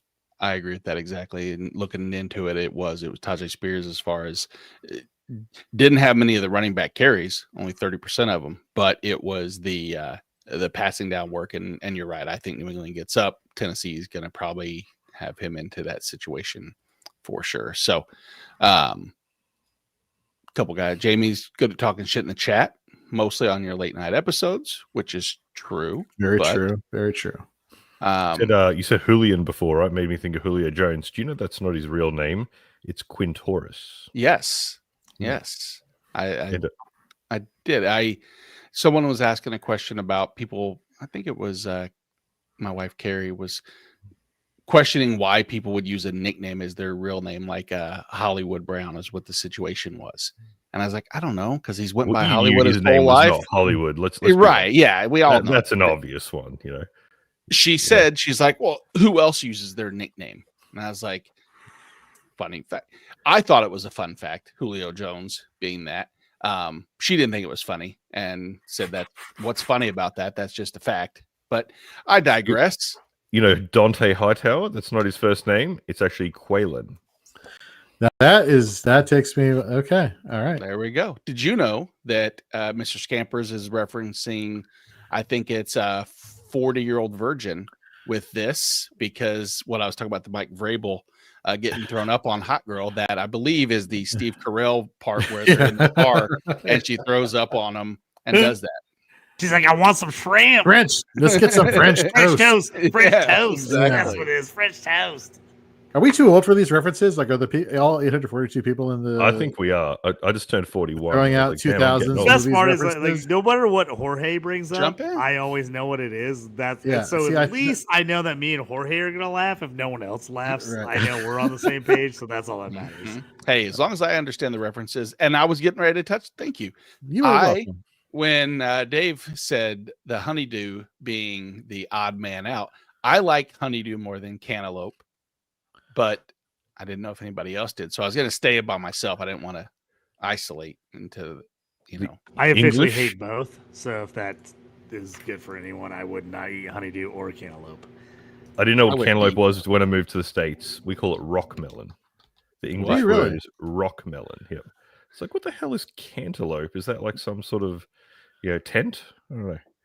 Yeah. Hey, it's just some kind of tent. No, there was a show. What was it? Oh God, this is embarrassing. I don't even want to admit where I know that from. Well, now you have to. Say, yeah, I know I'm going to do it. I don't care. I'm old enough to have been young enough to watch Saved by the Bell and not care. But that was. Whoa, you're ashamed of Saved by the Bell? Come on, that's a classic. One of the all-time greatest shows ever. My favorite Okay, show ever when I was a kid was Saved by the Bell. I wanted to be everyone at that high school. Then that's what I think of when the word cantaloupe, because I believe there was a phrase where it says, "You cantaloupe," and I think it was Screech that says, "Who you calling a cantaloupe? You melonhead," or something to that effect. Wow. Yep, 46 years old, doing fantasy football talk Sunday mornings in front of 845 people, bringing up Saved by the Bell references. You know, your life can't get any much better. All the younger crowd watched it in reruns on TBS or TNT or whatever Turner Show network it was on. So, well, that's true. It's remember when they tried to bring back Saved by the Bell college years? 6-7. So Saved by the Bell college years, like I like the college years. That was an epic fail. But thank you. You can put that back up on screen there, Nate, because I just found out about this. 6-7. 6-7. Yeah, so 6-7 is like the new mid, which was the new so-so, which was average. Yeah. So laughing. See, I don't know. I have a kid this age. We're leaving flag football yesterday after our game. We won. Thank you. Congratulations. Awesome coaching by me. Yeah, good job. It was all coaching, 100%. None of the kids. It was all me. But we won. And as we're like letting people walk in front of us, some kids like walking, going 6-7 to my girlfriend, like doing this, like started dying. I'm like, what is this? She's like, oh, he's doing the 6-7 thing. I'm like, oh, okay. So you got to have kids between like the ages of like 5 and 15 to know the 6-7. Yeah, I'm not ready for that. I'm good with. You're not, hey Jorge. I'm not ready for that. I'm good with the enjoy it right now while you're not having to deal with that. Enjoy it. Thank you. I'm not ready for that. I will let you guys chat. I'll be back in 2 to 3 minutes. Okay. So Charlene in the chat, IDP question, is Harold Landry playing today? So he suffered an ankle injury first quarter last week. He didn't play Wednesday. He didn't practice Wednesday. He didn't practice Thursday. Right now, questionable. I would have other options ready to go if Landry, because it's not looking good. Things were not trending in the right direction last time I checked. So still questionable for today. No decision has been made. So pay attention to your injury reports. I'm with you on that. Is ankle injury, man, those are so easy to tweak back again. If you have anybody else, I'd play someone else just in case he goes in and plays 5 snaps and hurts it again. Right. I know the matchup is really juicy for him this week, so it's hard not to play him, but I'm definitely nervous about that. Dave in the chat here, Mog says, full PPR, Trey Tucker, Kayshon Boutte, or Alec Pierce for the Colts. And the fact that I have to say who the team is that Alec Pierce plays for kind of tells you where I'm standing. That's weak sauce, Jorge. Alec Pierce is a champion. I love Alec Pierce. I'm playing Alec Pierce in a bunch of spots. Champion and not being relevant? You're right. No doubt. Oh, stop that. Do not talk bad about Alec Pierce. Alec Pierce is back. A.D. Mitchell is on the shit list. After all the shenanigans 2 weeks ago, he's on the shit list. Josh Downs is out. Alec Pierce. If you are in a big play league where you get bonus points for a huge play, Alec Pierce is gonna tell. I'm telling you right now, he's gonna get a monster touchdown this week. He's gonna get like a 50-yarder. So Alec Pierce. So Charlene says the champion of best ball, maybe. Oh, he is. Actually, Alec Pierce is one of the best ball players ever. I have him on every AD best Mitchell ball is league. Booty. I love that. He is. Let's go to Dave. Let's go to Dave's question here. Dave, who are you taking in this situation? Alec Pierce is the Walmart version of Jameson Williams. So I think you're right. He can go off for a 50, 60-yard touchdown. I'd rather the floor of Booty, though. So if you're looking for upside, it's Pierce. Safe floor, I go Booty. Yeah, I'm Brock Bowers this week. I'm going Trey Tucker. The Chiefs are going to get up here, and I know we don't trust Geno. Geno's hard to trust, but if there's a number one guy here that needs to target, I think Jacoby Myers is going to be the focal point that the Chiefs try and take away. So give me Trey Tucker here. I think if you're playing for the single, Trey Tucker's your guy. You're playing for the double, it's Boutte. If you're playing for the grand slam, it's Pierce. Wow. Okay. Charlene says, if Landry is out, do I start Al-Shaair? Yes. Anzalone or Cooper DeJean. It's Alshire who you're playing there. JT concurs. Let's see here. Mr. Scampers says they're watching the 6-7 videos on TikTok. You know what you can also watch on TikTok? All of our clips that we're posting from Fantasy and Frames, whether it's our waiver wires or IDP waiver wires or plays and fades or IDP plays and fades, clips from our podcasts that you can then go back and watch over on our YouTube channel, which, by the way, all 850 of you that are watching with us and have been strong with us all morning long, thank you very much. If you haven't subscribed to our YouTube channel, please head over there so you can check out all of the shows we have there. We got a waiver show. We got on Monday nights with Stacey Perez. We got Dynasty 365 with JT and myself and Aiden Weingarter. We got Shoot the Gap, which is our IDP Fantasy Football show with JT and myself, Gary Davenport, and Steve Hungarter. Then we got Fourth and Frames with Drew Scott, Rhett Manuel, Nate Marcum, and Kyle Ziegler. And then you have us on Sunday mornings from 9 to 12 Eastern. So, yeah, that's a lot of places to go check us out, as well as head over to fantasyandframes.com, read our articles and our rankings. So there's the shameless plug for our brand, but not so shameless because I think we put out a pretty solid product here, if I'm biased. And, of course, Charlene is also in the Waiver Wire show, Waiver Wire Watch Party show at Fantasy and Frames, 8 p.m. on Monday nights. All right. Let's get into, because I've been dying to play this drop all morning because it kind of gets me amped up. And for those college fans, I'm sure it gets you amped up, except for you Penn State fans right now, because you're probably not going to enjoy hearing this.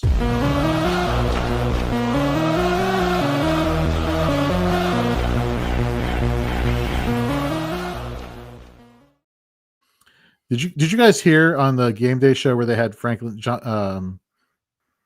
on, the former coach of Penn State, and they asked Nick Saban, like, did you think this was fair, the firing? And he's like, this is unfair. You led the team to X, Y, and Z bowl. You've helped them turn around the program into, it's not fair that they fired you. And then, like, a couple segments later, they were asking Nick Saban's wife, so if Penn State came knocking, Nick Saban, would you go to Penn State? I'm like, Jesus, let the corpse get cold first before we start, like literally on the show.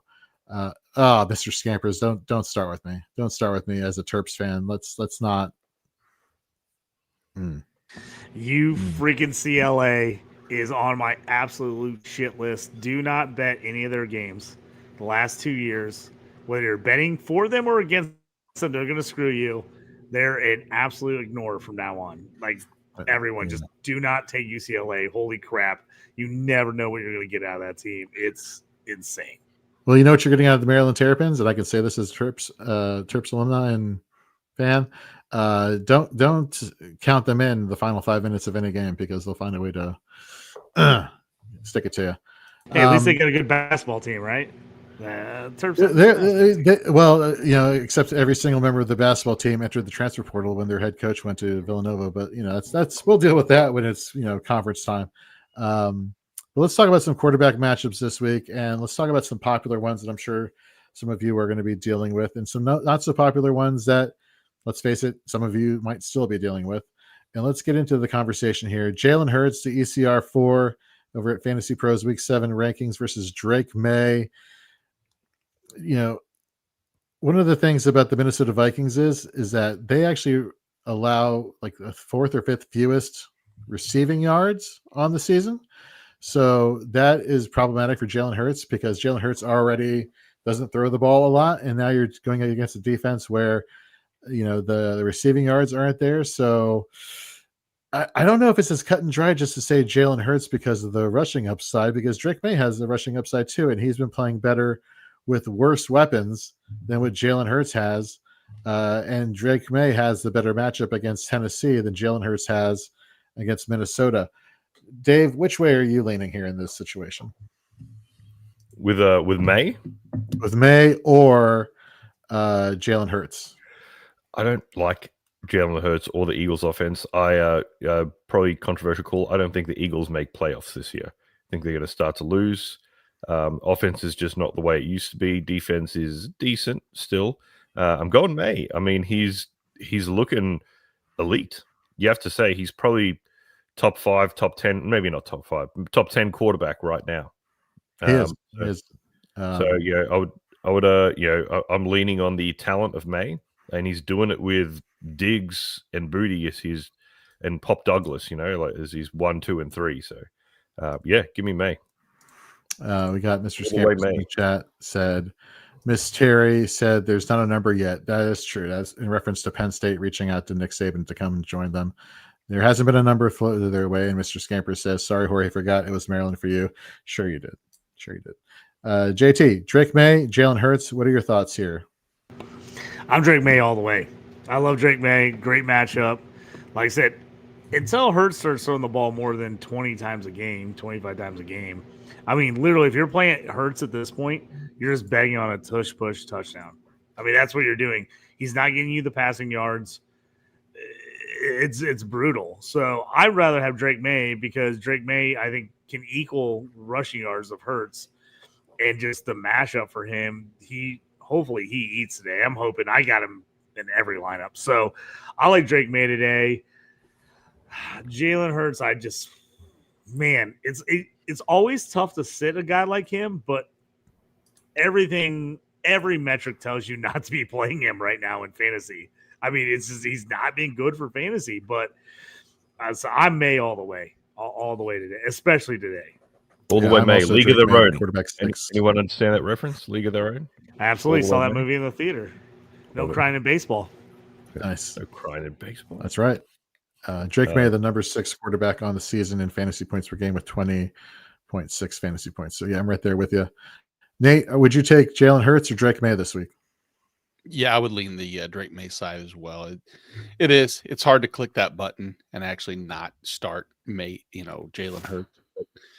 But I'm a believer each week. It's not like the rushing floor, the rushing upside isn't there potentially for Drake. The matchup against Tennessee should be a really solid one. So, yep, Drake May. Some of the other options as we move along here are definitely a little more but intriguing. Yeah, so we'll get to that one in the next one because I think it gets more gross the further down the list we go here in quarterback options. So Moggs has a question though: Woody Marks over Trey Tucker in flex spot? I would go Trey Tucker, to be honest with you. I love Woody Marks, but Trey Tucker. In the words of Sylvester Stallone, I'll be back. Oh, that. Oh. I was like, how does this tie into this is a very clever one. If this is I know. Jorge's like, wait, how was he referencing that? Yeah, no, I really was. I was like, huh? What? That's the cleverest one he's come up with yet. Right. Epic fail in PPR Amanor or Kendrick Bourne. I was really trying to go for a Bourne Supremacy, Bourne Identity trilogy thing, and I couldn't. I'm not as clever as Dave, but I'm going to go Kendrick Bourne in this situation. Yeah, I do really like Io Manor in this scenario, in this situation, like if you're really up against a wall and you need a spot and you had him on your bench, it's a really fantastic option to throw in. But considering you have both, I lean Kendrick Bourne as well. All right. Let's get to the next scenario here for fantasy managers they may be dealing with or thinking about. Mac Jones with no Brock Purdy now, the quarterback 17 in Fantasy Pros Week 7 ECR, or T-Law, the ECR 16 quarterback here. JT, if John McGlynn was on the show, I know that he would say T-Law no matter what, but would you say that this week? I'm a huge T-Law fan. I debated playing him all week. I sat him in most situations if I could. If I had somebody else worth the play. Well, I guess it doesn't matter now because they're already started. Yeah. So and he's not playing fair. well. Let's just be honest. He's not playing well right now. If you're playing him, you're pretty pissed right now. You're hoping he steps up in the second half. Every day it becomes more difficult to be a T-Law supporter. It really, really does. Yep. Had we got to that segment when we normally do, that probably would have made a lot more sense. So 21-0. The Rams over the Jags over in London at halftime. Not looking good for T-Law right now. But as far as Mac Jones is concerned at ECR 17, where is our level of confidence with Mac Jones this week, Nate? Where are you at? Super flex only. I'm okay. 2 top 10 finishes. Nothing would shock me if, while productive in terms of being a game manager and moving the ball, that the actual underlying stats don't always support, I mean, that's the one thing with this, with Mac Jones, is that we know it's going to run through Christian McCaffrey. Does that mean that he's not capable of having, I mean, the more Mac Jones type outcome that I would feel like predictable is the 210 yards passing, 3 touchdowns, no interceptions, and looking at that and going, yep, what a great fantasy week, which it is. But it's just as likely to have, 225, no touchdowns, no interceptions, and just, I think that's what we've seen, the dichotomy of his top 10 finishes and then his less than stellar. But yeah, the T-Law thing, especially after the week, against Kansas City, I believe I could feel the shift from every on the fence T-Law supporter that just immediately was rejoicing and saying, finally. I was kind of one of them. I really want him to do well. I have no ill will towards him. I was hoping he would. He has got everything's in place right now. That's the worst part for him, is that he can't use weapons around him other than they can't catch passes sometimes, which doesn't hurt. But, got the head coach, got the system in play, but maybe it's 7 weeks doesn't make a rebound career, if you want to call it that early. Right. Yeah. And again, we talked about a little bit earlier in that his quarterbacks can play a long time. People forget how young T-Law is. They really do. Like, I know it seems like he's been in the league forever, because he has been in the league for is this year 4 or 5 for him? But he's only like 26. Like, he's not old. Like, there's a ton of QBs that are rookies or second-year guys that are like within a year of his age. So I'm not giving up on him yet. He's obviously not been what everyone had hoped him to be, as draft pick number 1. Everybody thought he was going to be like Andrew Luck, like be that guy. He hasn't been yet. But I still think he can get together. Hopefully the Jags can get a coaching staff to stick around for more than a year and a half, and maybe he can get something put together, because he's had some of the worst run of coaches ever for a player, and that's always brutal. So I'm still in on him. It is tough to play him these days in fantasy. Long-term dynasty, I'm still in on T-Law. Redraft, real tough to have T-Law in your lineup at this point. All right, let's get to our next quarterback debate here. This is an interesting one. Back-to-back in ECR rankings. Justin Fields is the QB 13 versus Daniel Jones as the QB 12. So sitting back here, I am not scared at all of anything Carolina has to do defensively. So it's very easy for me to sit back and say Justin Fields just because of the rushing floor.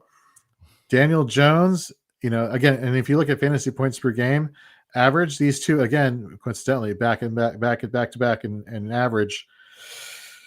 Man, this game versus the Chargers, again, I said it earlier in the broadcast, this is one of those games where, again, I'm calling my sneaky shootout game of the week here. But again, this Colts team is not so one-dimensional that it would have to be relied on Daniel Jones to win this game. They could easily just hand it off to Jonathan Taylor. So versus the Jets offense, we all wanted Breece Hall to be a thing. He's been a thing, somebody that should have been on my bench for the past 3 weeks, as far as that, versus me actually having faith that Breece Hall would do something like he did versus Dallas a couple weeks ago.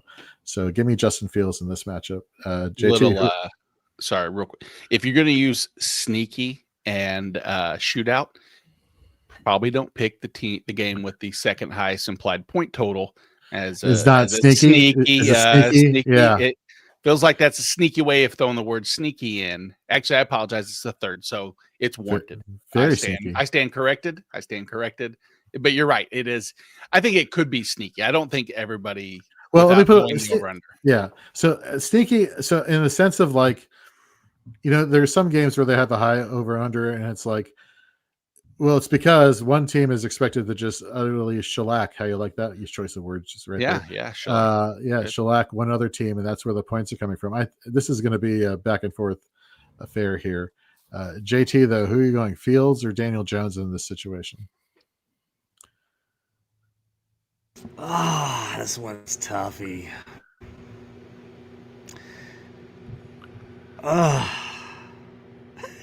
It's just killing me. Probably the rushing upside of Fields. Daniel Jones, while being a really good quarterback, has not been awesome fantasy wise. So that one's like, I think it's high upside. I think the Colts are going to be good. I think they're going to put up points. I'm not sure that Daniel Jones is going to have like just an unbelievable fantasy game. I think there's a chance that Fields just runs crazy against Carolina. So I'm probably taking Fields in this situation, but to me, that's a full upside play.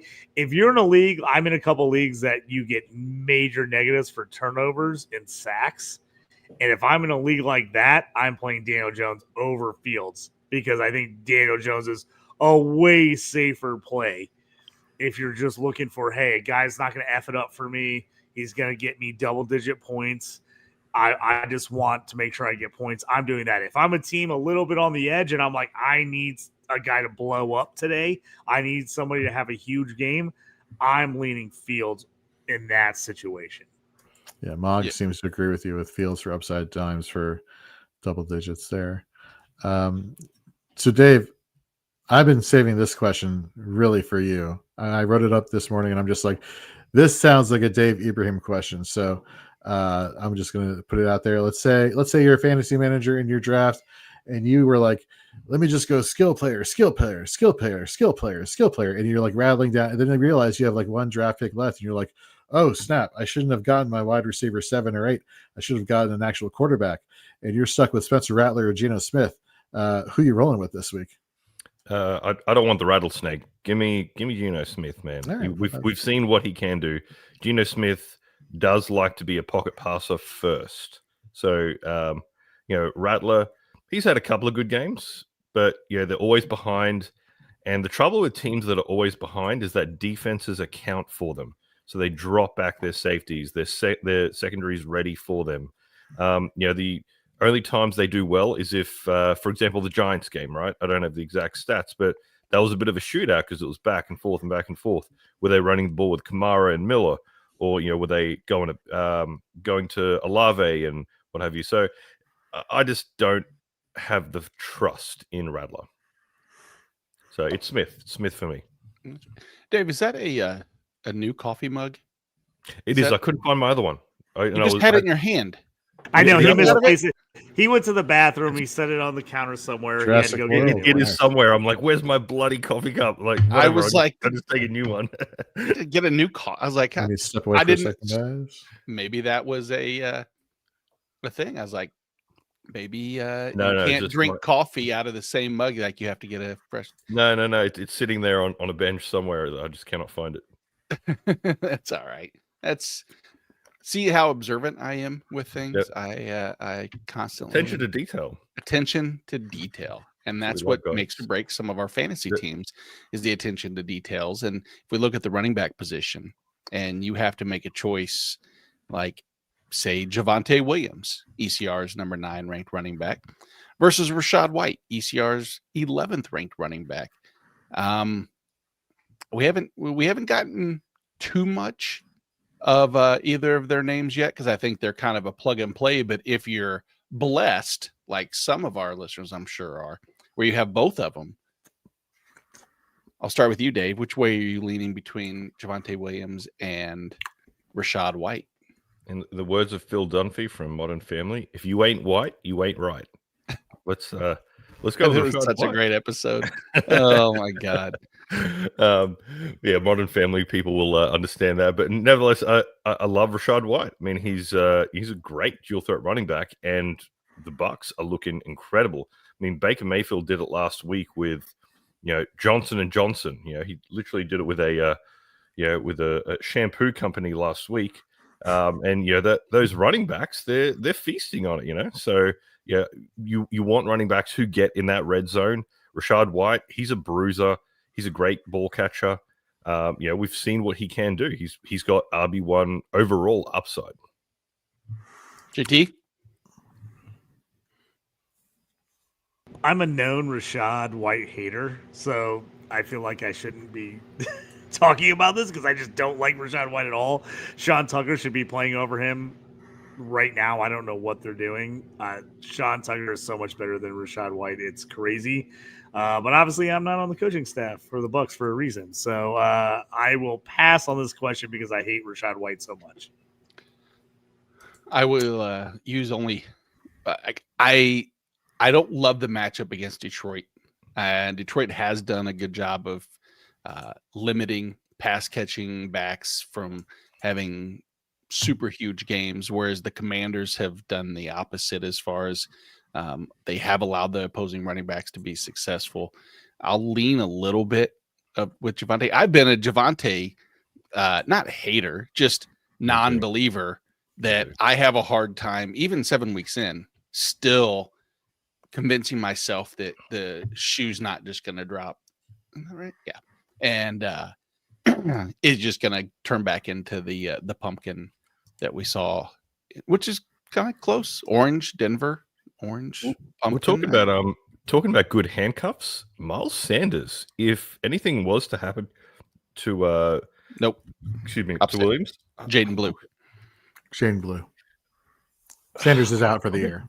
Yeah. That's my bad situation. All right, ignore everything I just said. All right, let's get to this kicker question. So we have Matt Gay for Washington at Dallas.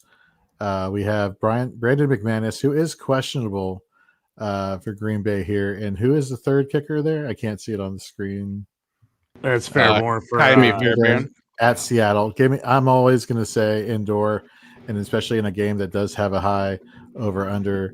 Matt Gay. Yeah, it's super Gay time. You got to take Matt Gay. All right, you've got to start considering weather with these games going forward. September, early October, it's irrelevant. We are at the point of the season where weather and kickers makes a big, big difference, not just the indoor component. So, always factor that in consideration. Yep, it's always Andre Stevenson or Woody Moggs. So it's a must-win game, guys. Moggs needs to win. It's can't get him wrong. Which I'm kind of frustrated by this question because I forget who we were talking about earlier who just types in all the player questions like epic fail. Yeah, seriously, RHA. That's all you had to throw in there. Ramondre, but he went Mondre Stevenson. But whatever. Maybe that's his nickname. Maybe that's what he goes by. And is that his nickname? Do we just not know the nickname? I would never just assume that Moggs was too lazy to write "ruh" in front, and maybe he has an inside track, and you're just poo-pooing on his knowledge. If you gave me like 10 opportunities to spell Ramondre, I feel like I don't even say it right all the time. I don't think I'd ever spell it right. I'd be like, nope, can't type it right. Never works. Anyhow, I'd still go Ramondre. I'd still go, Mondre. Thank you. Mondre. Yeah, there you go. And I, from Google, can't find anything that. Oh, there's a Facebook post that says Mondre reaches pay dirt. So maybe, just maybe. And there's another one, Mondre score and Selly. So Facebook's never lied to me. I'm going to trust in that. It's now internet's Mondre. Never wrong. Yeah, exactly. No, we're on the internet right now. So. I mean, that's a good point. Yeah. That's the greatest statement of all time. Facebook has never lied to me. Never lied. So Jonathan Santiago's going against Devontae Adams. Obviously behind the 8 ball. Would you roll with Stephon Diggs or hope for JMO upside big time? Gosh. So I would not roll with Diggs because he's on a bye. So that kind of takes away some of your. No, they're not. Is it Ravens in Buffalo? Stephon Diggs plays for New England Patriots. Oh my God. Yeah. Well, hey, we'll be right back. It's early. It's still early. We're okay. We're waking up. He's like, I'm cutting myself off. He's like, I'm taking a break. Do you get the coffee? Get some. I'm just watching Ladies and gentlemen, Jorge's no longer part of the Fantasy and Frames crew. So. Yeah, I'll just click on buttons behind the scenes. Yeah, I'm an idiot. So sorry about that. Just waiting to see the numbers tick down. Exactly. Dude, I'm going with Diggs, man. Like 2 out of 3 weeks, he's been good. So you're kind of like an Anchorman. 60% of the time, it works every time. So Nice. Diggs has been good, man. I mean, he's getting targets, catching the tricky balls. So I like Diggs. And just so you guys know, The Christian movie quotes missed this morning have been phenomenal. I just want you to know that I'm like thoroughly enjoying myself just on all the movie quotes we're getting this morning have been freaking great. So go back and watch on the intro slides to the show. It says start and sits, plays and fades, something, and then working in as many movie references as we can into the broadcast. And we are living up to what we've been advertising. I'm sorry, you were saying? Oh, I was going to read the name, but you interrupted it. So you guys will just have to assume that I was going to enunciate this phonetically and accurately. But yeah, I save that for another day because Moggs likes using nicknames. Well, I'm sorry, Moggs. That is my bad. It is your bad. Moggs is here every week, and the guy puts one thing up there, and you crucify him. And you know what, Moggs, I wouldn't be disappointed if you didn't go out right now and share this link and like and subscribe to really spite Jorge. Show him what's up. Exactly. I'm just going to promote your stuff even more, Jorge. Send over a mega chat user, whatever they call that. Super chat. Exactly. Yeah. Which people, if you wanted to do super chat and donate to Fantasy and Frames, so we can keep putting out awesome content, that would not be horrible. But you want to keep going with some of these? Sorry, not to go into fantasy football talk. Yeah. Do any of you three? Well, I obviously JT has a nickname because its actual name's not JT. But how about you, Dave? Do you have a nickname that friends or family members call you? Ibs. It wasn't until I moved to the States, people call me David. I'm like, who the hell is David? Even like I work in finance. My clients used to call me Ibs as well. Oh. And over here, people, even the word David, people say properly. It was either Ibs or Dave. But Ibs, IBBS. I like David. Jorge? George? That's That's a nickname, or is that just they're saying your name wrong? Yes, I think. I get seriously, and I wink get it. Why George comes up, but come on, man, it's literally spelled Jorge. It's come on. Is that a soft J? Yogging? Jorge? I once got called Yorga. Like somebody thought I was Scandinavian, and they were like, "Yorga, how's it going?" And I'm like, "Gotta be honest with you, that's the first time I heard that." Was that a movie? That would be a name off the Vikings, though. Literally, yeah. I thought they were Scandinavian like when a they asked the Viking question. name. That's so funny. Yeah, Yorga. Yeah, I don't see Scandinavian in you, but we will go about. Let's talk about the Vikings in Jordan Mason, ECR's RB20 versus DeAndre Swift, ECR's RB18. It says here, pause for applause on wonderful segue. Got it. Nice. Thank you. Okay, excellent. And Jordan Mason. Is Aaron Jones back? What? Is Aaron Jones back? We're talking about Jordan Mason, right? Is Aaron Jones back?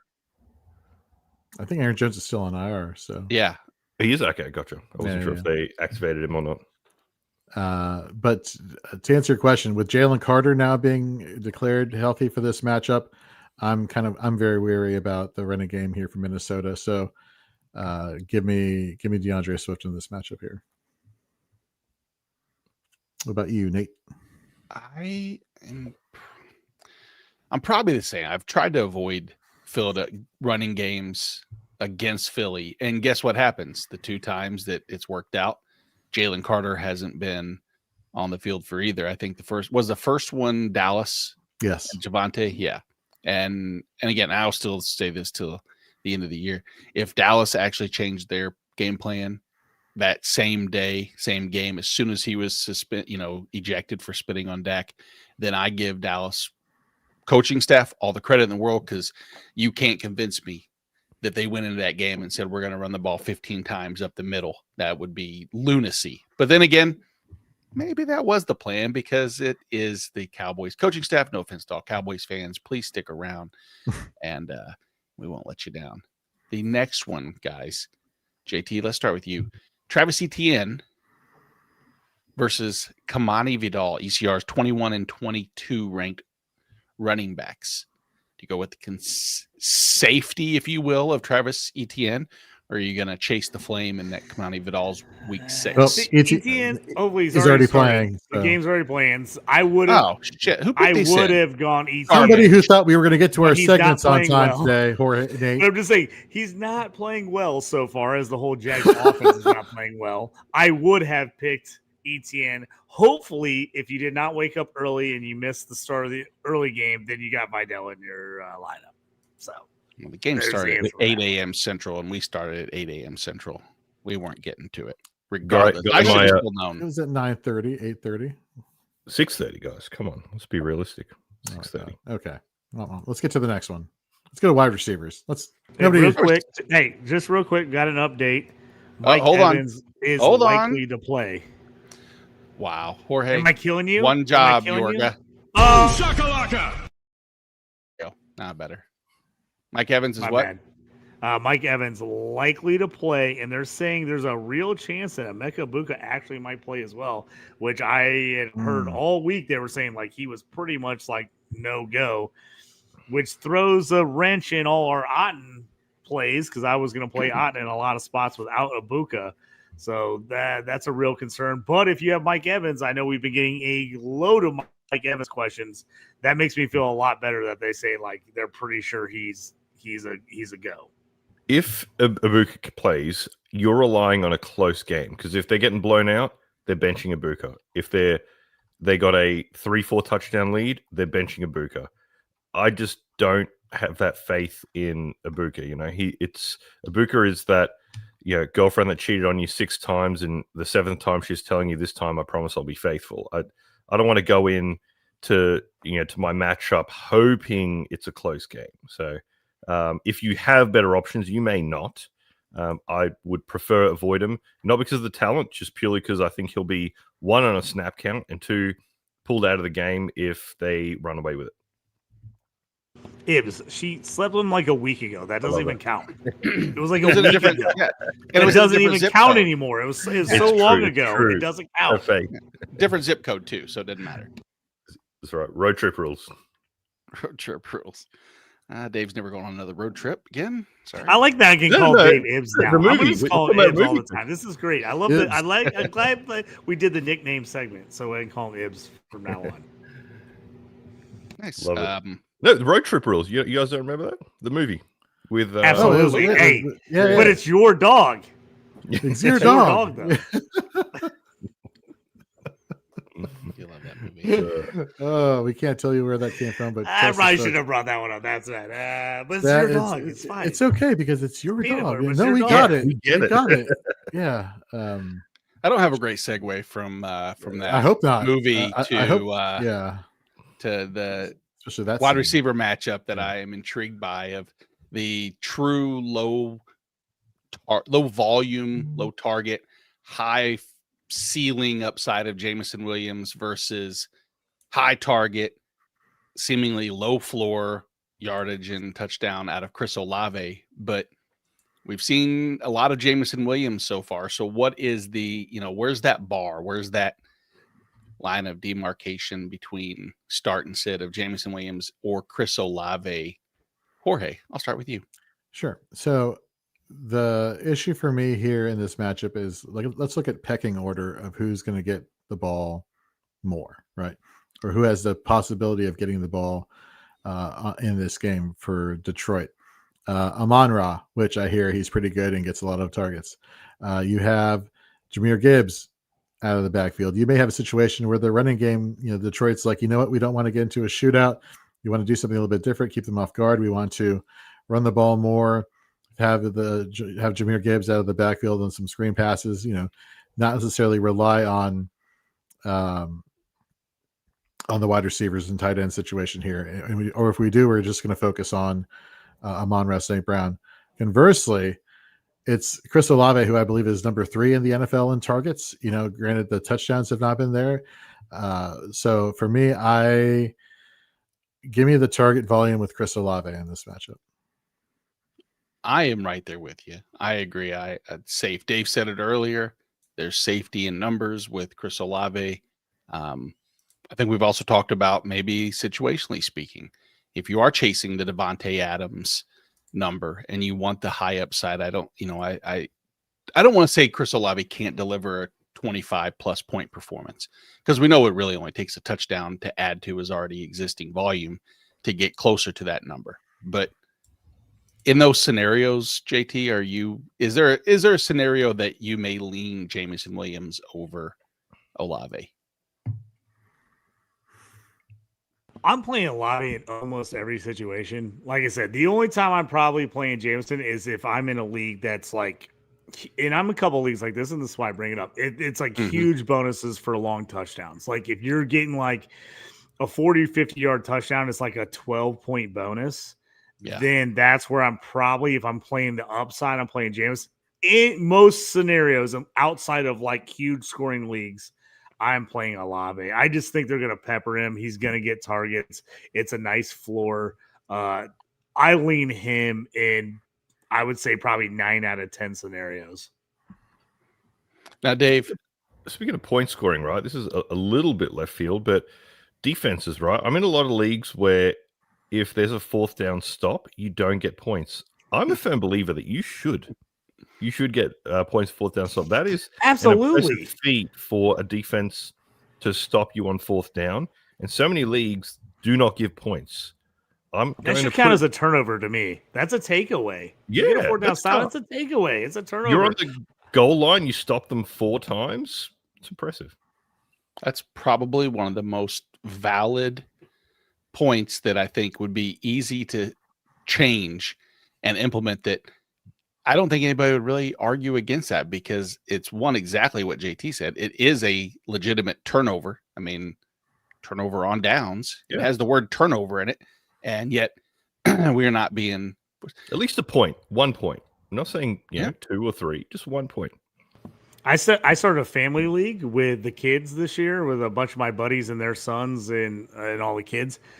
And I got tired of defenses. Like, if we're going to play defense, why are we playing defense that score like 3 or 4 points a week? I weigh up the defensive scoring, and I did that for everything. I like sacks, quarterback hurries, takeaways, 4th down stops. I up the points and everything. So, like, defenses are scoring like mid-20s now. It's freaking great. Everybody loves it. It's like I'm like, why? I mean, if we're going to play a defense, if you're going to put them in there, why would you set it up where you can only score like 5 or 6 points for the defense? So I'm all about that. Up the defensive scoring. Play IDP, first of all. Play IDP. But if you don't play IDP, up the defensive scoring. My main league, we've always had for the last 12 years points for return yards. So if they return it for 40 yards, you get 4 points, right? I didn't realize the rule changed this year, how much that impacted defense. Because your team nowadays is averaging 100 to 200 return yards a week. So defenses are critical. And Kyle safeties are so rare. In my league, I do 15 points for a safety. If you get a safety, I think that should count as a monster play. So I do like crazy scoring. Like, I'm a huge fan of crazy scoring, to be honest. And I'm also a huge fan of like the more points, the better. That's why I always talk about like bonus points for long plays. Like I love adding huge bonus points in there. Safeties is such a rare thing. Like 2 points is ridiculous. Just because in the real life it counts for 2 points. Like, there's no reason that shouldn't count for more in fantasy. I'm 100% with you, Kyle. Like, that should be at least, to me, it should be at least 10 points. A safety should count at least 10 points for the defense. Kyle, I do a point for 3 and outs as well. I do 1 point for 3 and outs, return yards. Absolutely. That's why I added to my league this year. I did 3 and outs. You get a point for a 3 and out. In this, and the 4th down stops are extra points. I count it as a turnover. I do as like a takeaway. I get 4 points for a 4th down stop. We need to get on the crusade that this needs to change. Defenses deserve points. Defenses should count. They should count for points. We got to change the scoring. There you go. Looks like we have many things to fight the fantasy establishment on. And I will say, hold on. I was reading, Jorge. Hands off the mouse. Thank you. Good Lord. If you Period. notice, 1 minute he's talking about Diggs having a bye. Next minute, I know exactly. Yeah. We're Go gonna get have a a coffee mug and get your shit straight. But you might have noticed me looking up into the corner where I was using my brain trying to do math and add and read. Moggs makes a good point. Jameson to JMO, it's only a 3-letter difference. And I was like, Jameson to JMO. I was like, but just the in song. O, yeah, it's the same as Ramondre, RHA, and the letters that are missing from JMO to Jameson. Without me I trying said to do I it. was sorry. Okay, I said I was Hey, sorry. We're can not I a ask forgiving bunch, a Jorge. personal start sit question real quick while we're talking about Ramondre again? Sure. As I said, I think that's the first time I've ever said his name correctly, by the way. Do we start Stevenson, Woody Marks, or Mason Taylor in a non-PPR league? I go. Non-PPR. Oh, actually, it's PPR. Sorry, PPR, no tight end Non-tight end premium. premium. Non-tight end premium. I'm going Stevenson. Yeah, I think probably he's your First all-round names, back. Dave. Come on, man. Let's go Dre. first. I'm going with Dre. I think he's going to feast, and as we've said a million times, it's going to be we all anticipate a high-scoring game, and I think he sees 70% of the running back work. I'm going to go with Ham. I like to take the first letter out of the first name and only use the next 3. So Ham Stevenson is number 1. An awesome name. I think that should be the way. That's it actually is. not I'm trying to bad, work. I'm yeah. like, Ham, where's Pretty he going? dope. Yeah. Yeah. See how I did that? Really pick and choose. Dre, too easy. But how about this? Epic Phil wants to know who's the most droppable of the 4 of us. Oh, that's not what he was saying. My bad. That's not what he was saying. No. But for the chat, if you had to drop one of the 4 of us from here, who would it be? This would be a good Yeah, way. no, seriously, put that in the chat. We would love to know. Please don't put that in the chat. Put the that would be- poll that up. would be- Let's put up a poll. Let's see. Could you Little do Russian without? roulette here on the Yeah. Fantasy and Frames pregame show. Who I would you know. get rid of? Somebody's whose gonna day get is their gonna be feelings hurt. ruined Here by we go. 11:30. Probably gonna be me. That's all See, I right. did Yeah, I'll take Eastern it. time. I'm for in the you. running, I think. So, yeah. That's... Oh, no, not you, Diggs. Who's most droppable?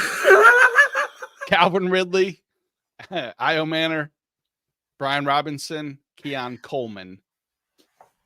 Each one Coleman. has their own. Yep. Oh, Dave's gone. What? Oh, was that the vote? B- Is that what happened? Is B- this Survivor style? What happened? It's like, Someone you voted and can't he's keep gone. an axe there. B Rob for me. I Yeah, me just, too. I've never been a B Rob guy, and then the move to San Fran just murdered it to me. So probably B Rob. Even though Titans wide receivers are just brutal, but probably B Rob. Just what sucks is that as soon as you were if Epic Phil actually dropped Robinson, like clockwork, McCaffrey would have something wrong. You're And 100%. then- You're 100% true. That's exactly what would happen. He has the highest potential value in like. There's not a situation that Ridley, Io Manor, or Keon Coleman triple their value from now to the next week. Brian, Is it Robinson, Io Manor or Io Manor? I've been told Io Manor. I just butcher his name every time. I just say it different every time, and I say it really quickly and hope that people ignore that I have no idea what I'm saying. That's what I do. When I say You it. call him Alec. That's it. Or Lick, if we're going by Moggs. I was like, that's what I was Yep. Someone had to write it out, and basically they put Phonetic. in kind of emoji form too. They put a picture of an eye, a man, and then the word or. And I was like, got it. That's fine. Io Manor.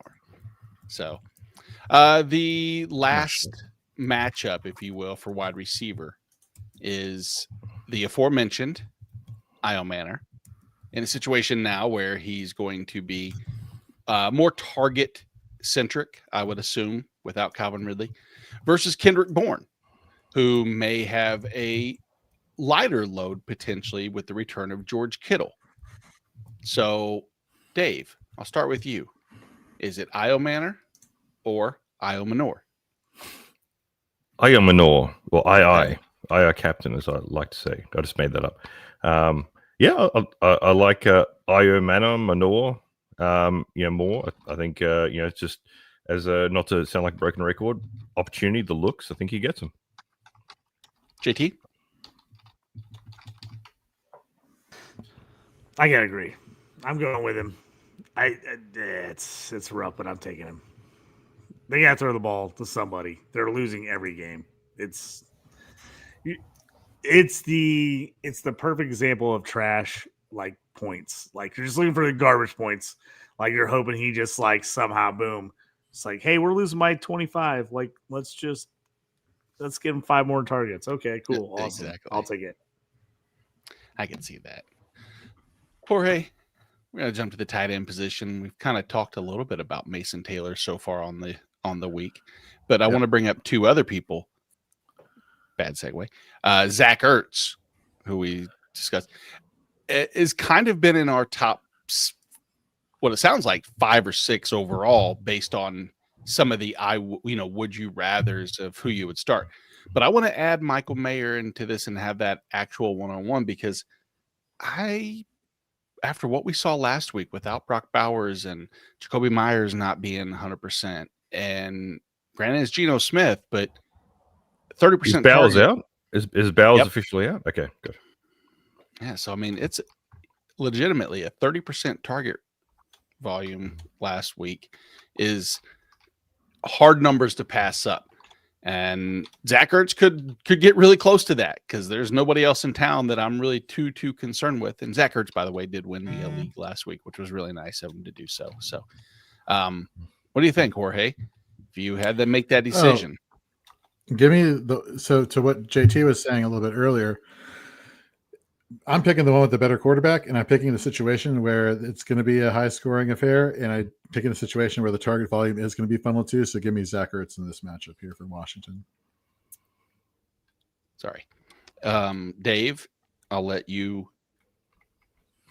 Yeah, I like Ertz in there. He's just a great red zone target. You know, they get in that 20-yard zone and they just look for him. And he's good. He's efficient. So, you know, you're relying on touchdowns, but I'm okay with it. There we go. So that hopefully rounds out, but we'll elaborate further on tight end, because we have a question from Alex, who wants to know Jake Ferguson or Harold Fannin. We talked a lot about Harold Fannin in the situation with Dylan Gabriel, but does it supersede what we've seen out of Jake Ferguson in Dallas?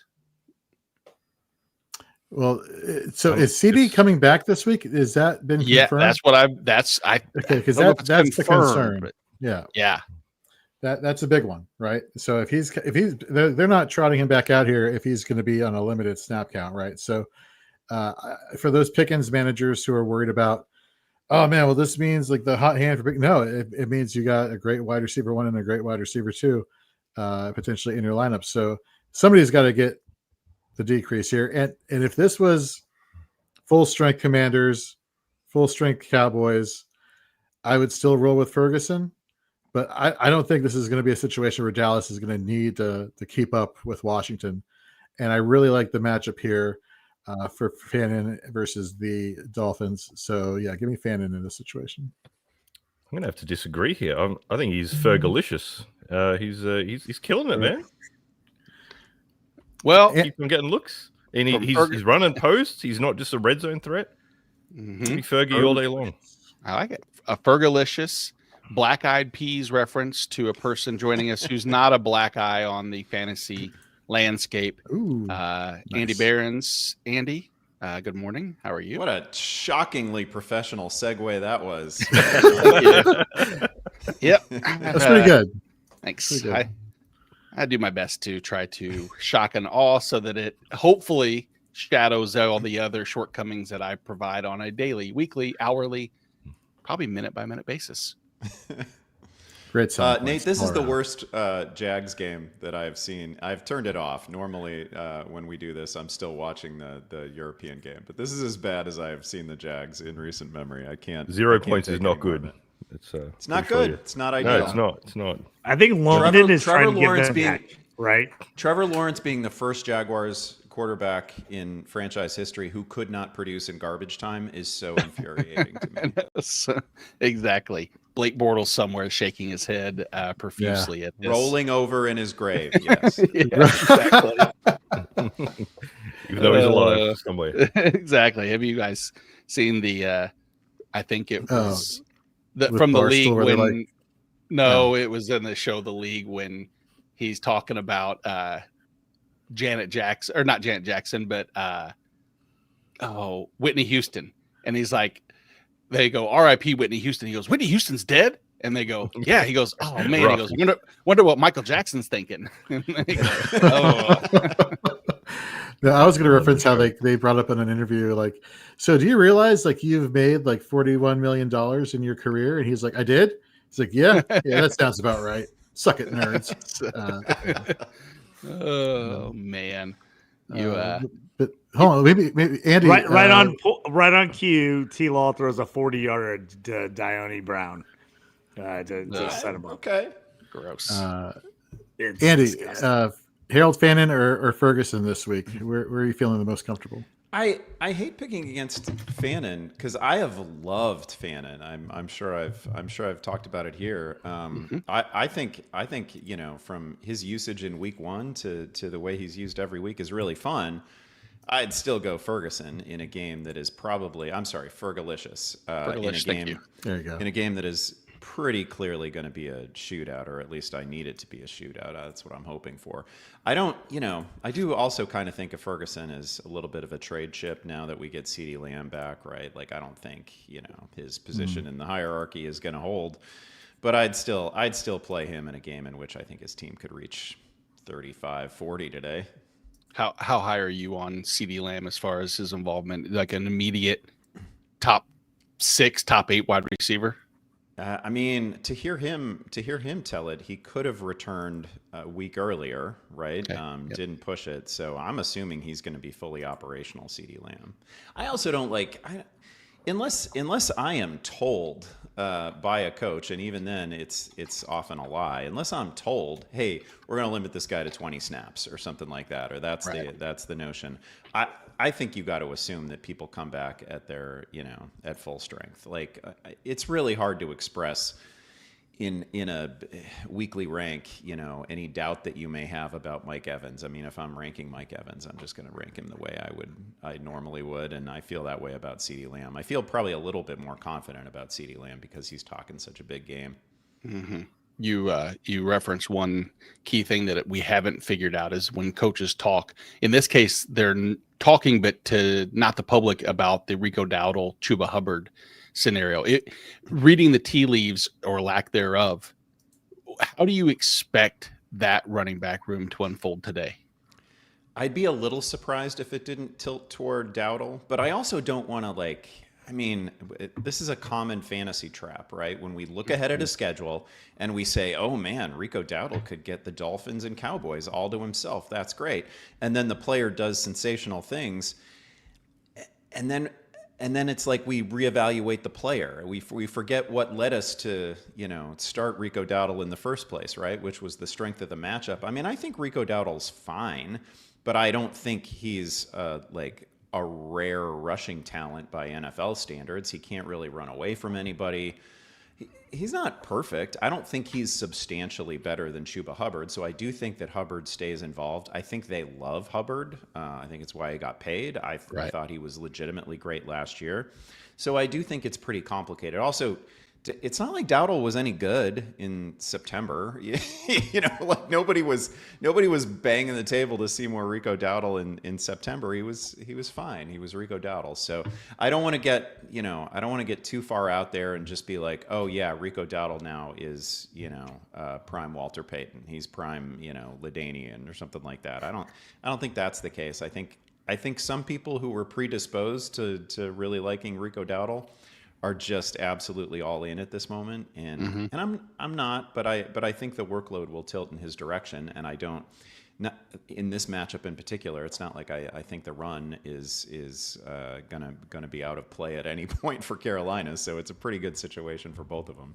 It sounds like a headache for people that have one or the other or both to try to make that decision week in and week out behind an offense that, while we have hoped would continue to evolve under what we assumed would be an improving Bryce Young based off the last 10 weeks of last year. I haven't seen it quite yet. I'm still hoping to. We talked earlier, our favorite game of the week is probably going to be the Jets in Carolina. We can't wait to watch that game unfold. Jorge said he would even almost not get out of his chair if the Red Zone channel switched to that game.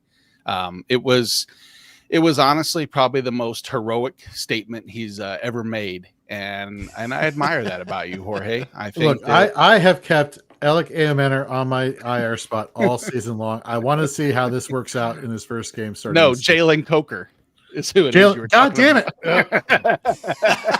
Jorge. What has happened to Jorge this morning? He is so close. We'd have to- every player is on a different team. He doesn't know who anyone is. What is going on?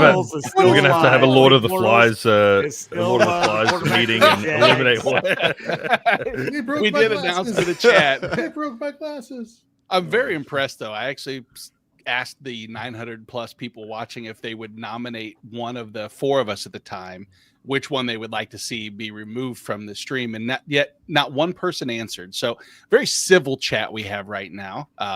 It's one of the nicest group of people ever, I think, on the internet. So that's a good thing.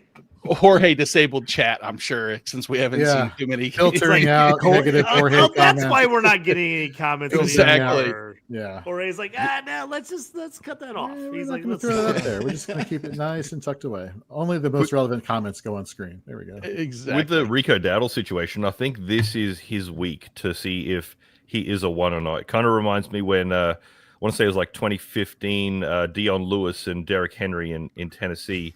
Deion Lewis was the quote unquote number one running back, but then they decided to actually use the talent of Derrick Henry, and he became the Derrick Henry we know today. So I think they give Dowdle the opportunity. If he puts up those numbers, I think Hubbard is kicked to the curb.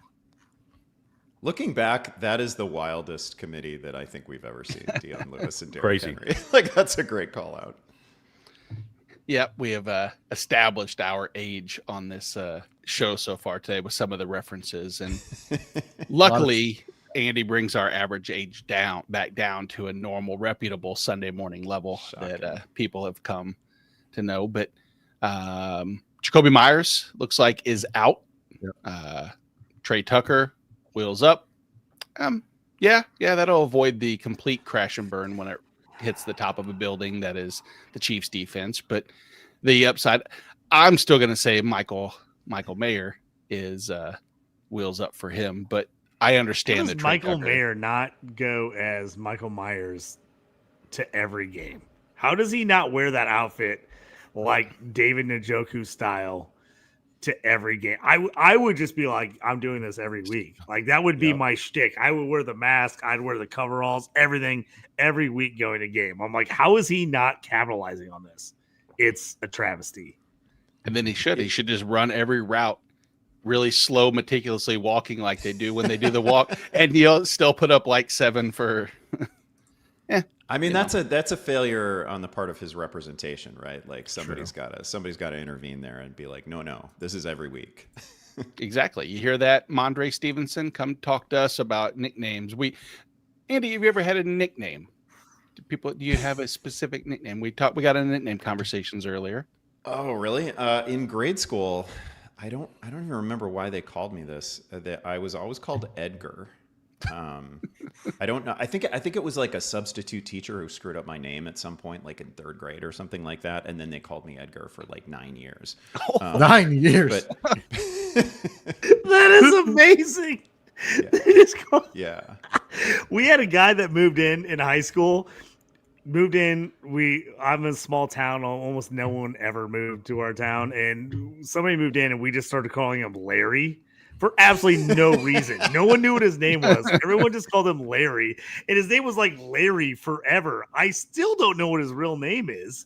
And I played football with him. He was a quarterback, and everyone just called him Larry for no good reason.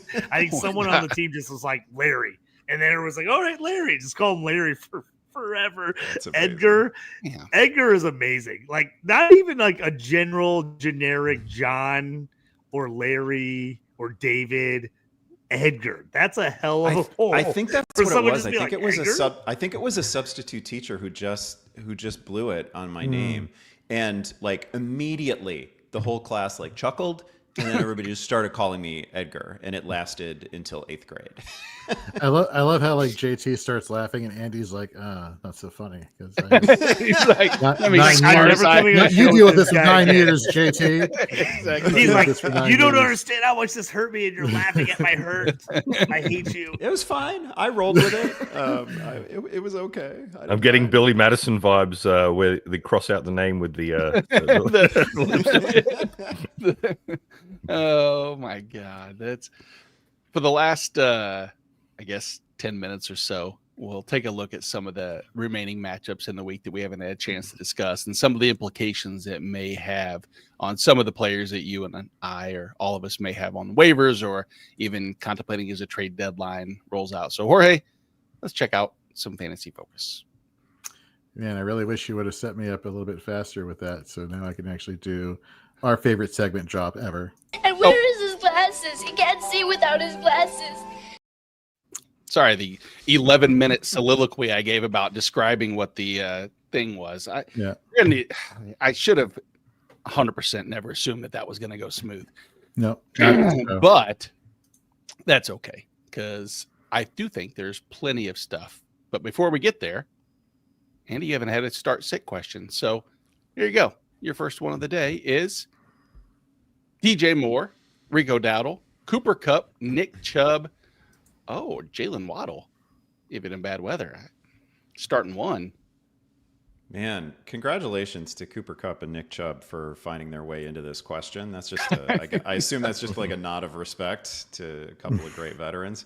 I mean, I don't think there's any question the upside here is with Rico, right? The upside here is with the notion that Rico Dowdle is actually going to be something close to the featured back, or even if he's like the beneficiary of a 60-40 split in a game in which there's no way the run is ever going to be out of play after what we've seen. You know, and I know I was a little bit dismissive of. I don't think that his actual production over the last 2 weeks is perfectly in line with his talent, but I also can't deny that it happened. Like he's the upside here. I do go back and forth. I think I haven't been hurt by Jalen Waddle like many other people have been, and I think that separator is my hurt isn't as bad because I didn't experience it, and I understand others, but yeah, bad weather. Regardless, Rico is probably one, but good nod, like you said, to Cooper Kupp and Nick Chubb. Much respect. How DJ Moore actually playing? I would have thought that the guy's career had been over by the amount of reports that came out immediately after that game, and I'm like, oh my God, what did I miss? And I felt like it had to be the worst case ever. I still don't know the details as far as exactly what all the scenario surrounding it was, but Rico Dowdle there. He has another question. Go ahead. I was going to say, I saw a comment earlier about Genty and his new running back stance, the vertical. I don't think that's crazy. I mean, this is obviously going to age us, but I feel like Le'Veon Bell and Todd Gurley pioneered that, right? They were the ones who had that, stand up, have a look at the defense type of thing. But anyway, irrelevant to fantasy, but I just thought I'd make that comment. But Lev Bell, I mean, those who remember prime Lev Bell, I mean, he was one of the most patient running backs in the NFL. Absolutely. Yeah, the year that he held out, that was the first foray into I don't want to ever have anything to do with the person who's holding out or holding in, or he was in contract. And I missed out on James Conner that year. Probably in like 4 leagues being sniped by the person in front of me the one round that I was going to make the decision, which is probably 2 rounds earlier. And it still, sorry. And that's my nickname. He's my Edgar. And that's what breaks me down. One thing I always used to look at Yahoo were like individual winning. I think people know that I used to do like all those draft slot videos, and so I would we don't say that name on here. No, I would have them pull data on like the winning percentages of different draft slots. And the year that Lev Bell held out, I think he was like the number 2 overall pick in terms of ADP. And I've never seen a draft slot have a lower winning percentage. I don't know. In a normal 10 team setup, you would expect each draft slot to win 10% of the time. Yeah. And it might have been like 5% of the time that the number 2 slot won, which across millions of leagues is crazy. Then you decide to go to the Jets. Yeah. Well, I took him first year I made Scott Fishbowl. I took Lev Bell first year on the Jets. I thought I was the smartest person in the room, taking him second round. I was like, I'm going to crush. I think I won one game. I was like, I'm never going to be a Scott Fishbowl ever again. I was like, I won one game the whole. I was like, I've never played worse in fantasy football. It was awful. I was like, and I love Le'Veon Bell as a Steelers fan, other than the holdout. But he just murdered me that year. It was so bad. Oh, killer. Somebody somewhere, Jorge, has a signed Lev Bell New York Jets jersey. Compliments of Fantasy and Frames at the Fantasy Expo. I had that jersey. Yeah, we raffled off for charity or whatever it was. I don't remember who it was that won it, but I'm sure it's proudly hung in their probably living room, most likely. They have it in the shadow box, like all these other jerseys you see right behind you. It says Le'Veon Bell or Bell on it. And it wasn't, it wasn't even like a legit jersey, like pristine auction. They give away all these awesome autographed jerseys, but these are generic jerseys that just look like the real jerseys, but they're not actually NFL standard jerseys. No, it was that jersey was garbage as well. It was from literally it was actually from one of those things like pristine auction where you got a box and it included 4 autographed items, which I really enjoy those just for being a collector of different things. The Lev Bell jersey was one. The Marv Levy signed Bills football was the other. The Ray Guy signed 8x10. Yep, I know exactly. My face aligned. And then I don't remember what the other one was. A mini helmet of somebody.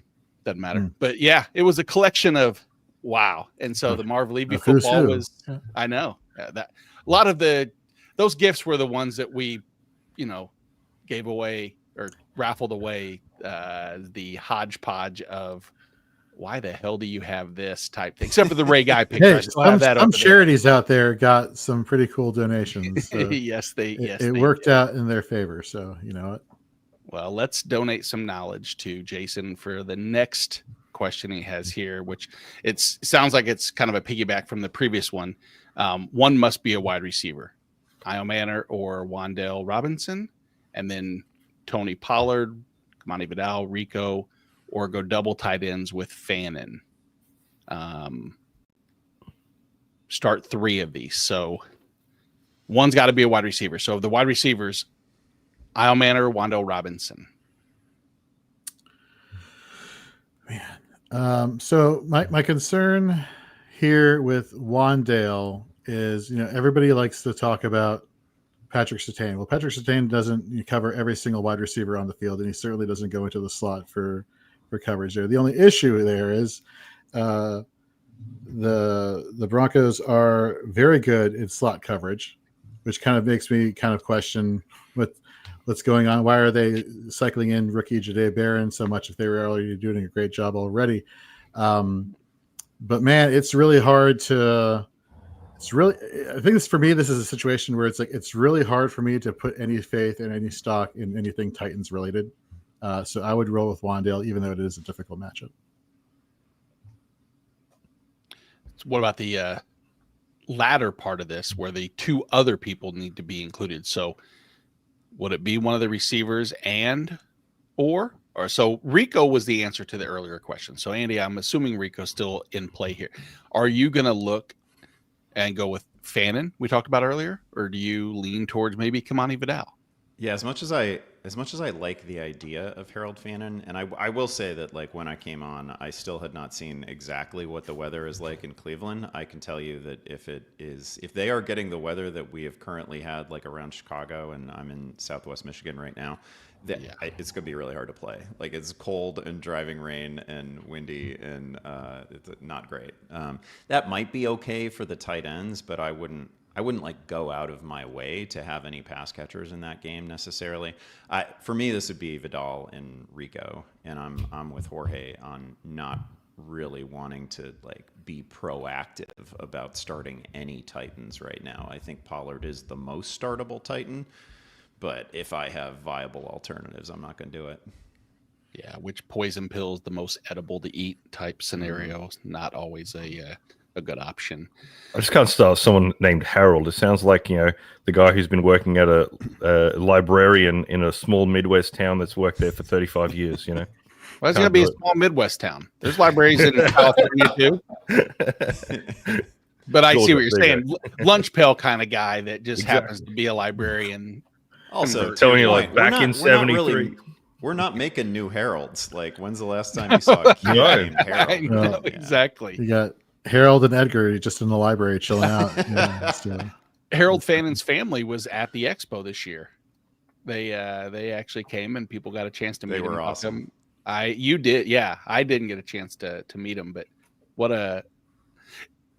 I think that actually endears him.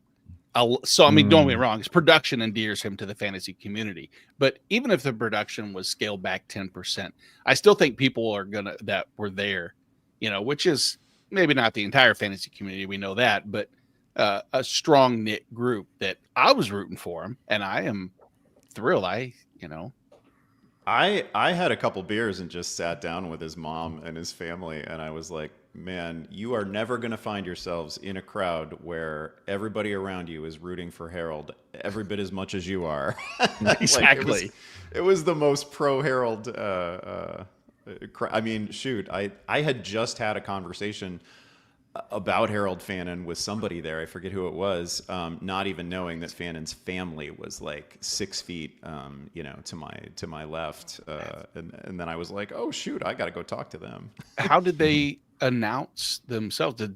Did Bob know that they were there? Did someone else know they were there? Did they introduce themselves? Somebody at some point had a conversation with them. Maybe it was JJ, and at some point it just came out. You know, like we're just at a bar, and at some point it just came out that they were Fannon's family. That was great. Why wouldn't you call yourself Harry? Harry's a lot cooler, right? Well, let me ask you this, Eddie. Midwest. At what point? I respect sticking with Harold, though. I love it. Let me ask this, Eddie. So you obviously go by Andy now. At what point are you either Andrew, Andy, or Drew? You got to pick your poison at some point. I've never been cool enough to be Drew. I think Drew is a little bit cooler name than Andy or Andrew, right? It's really my whole life. It was only my mom that ever called me Andrew, and not even just when I was in trouble. She just always used my full name, and everybody else has always called me Andy. Yeah, my giveaway was whatever it's first name, last name. That's where I know I have to run for cover because it's like, what have I done now? So,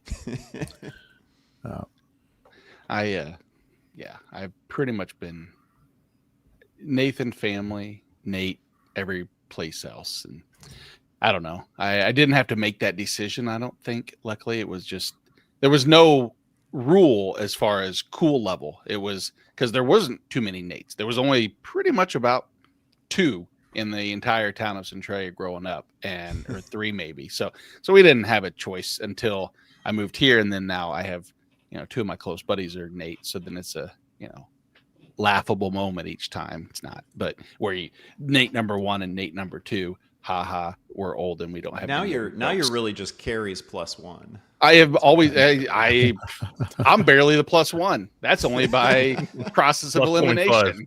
Yeah, there's nobody else. But she sends her well wishes to all you guys, of course. I don't know where she's at, but real quick, guys, let's pick out one spot if you have one. I know Andy probably has the utmost of preparation for this because he comes in right at the same time when I ask the same question every week, and he always gives an eloquent answer. But is there a scenario in any of the remaining games that you want to hyper focus on that you could, number one, see dividends paid for your fantasy team going forward? I guess a couple things that interest me. Number one, what the heck does any of this look like for Washington without both Debo and McLaurin? That's pretty huge because on the one hand, if you're just looking at box scores, you're thinking, oh, this is great for McCaffrey. But these McCaffrey big plays have just been straight up broken plays, and I don't know if that is sustainable, but also it's Dallas. I mean, some wild things can happen. So I've been pretty interested in Jalen Lane. I think that guy really looks like he has some juice, and I'd like to see a day from him. So I think that game is particularly interesting. Also interested to see if, every week, like, I mean, Atlanta's defense might be legit good, legit really good. They're I don't know if it'll last this way, but they're the number one defense in the league right now, and they got a beatable matchup against a banged up Niners offense. So we'll see how that goes. I want to see if Scatterboo is RB1 material. That's what I find. I feel like this is the game where he's going to either pull away from the pack or maybe become like a solid RB2. Is he the guy who's going to be mixing in with Tracy or not, or are they just going to rely on him and go, hey, you're our guy, you're getting 20 touches a game? Yeah. Go ahead.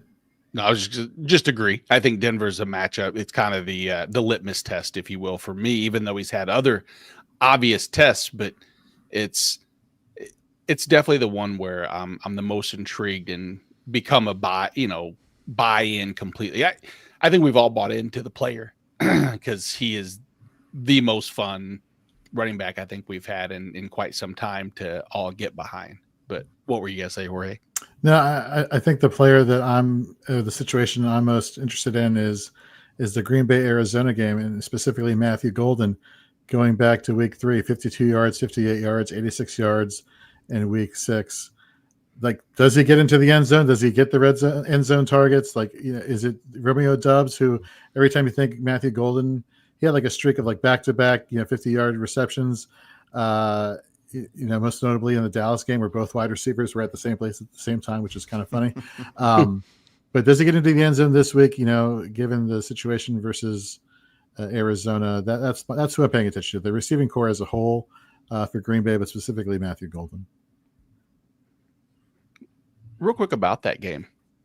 Is there any news? Like we talked earlier about Josh Jacobs being a true game time decision with someone like Wilson, where we haven't seen them really prioritize multiple running backs at a consistent level. Does that mean you think, I guess this could be for everybody, but Andy, I was going to ask your opinion.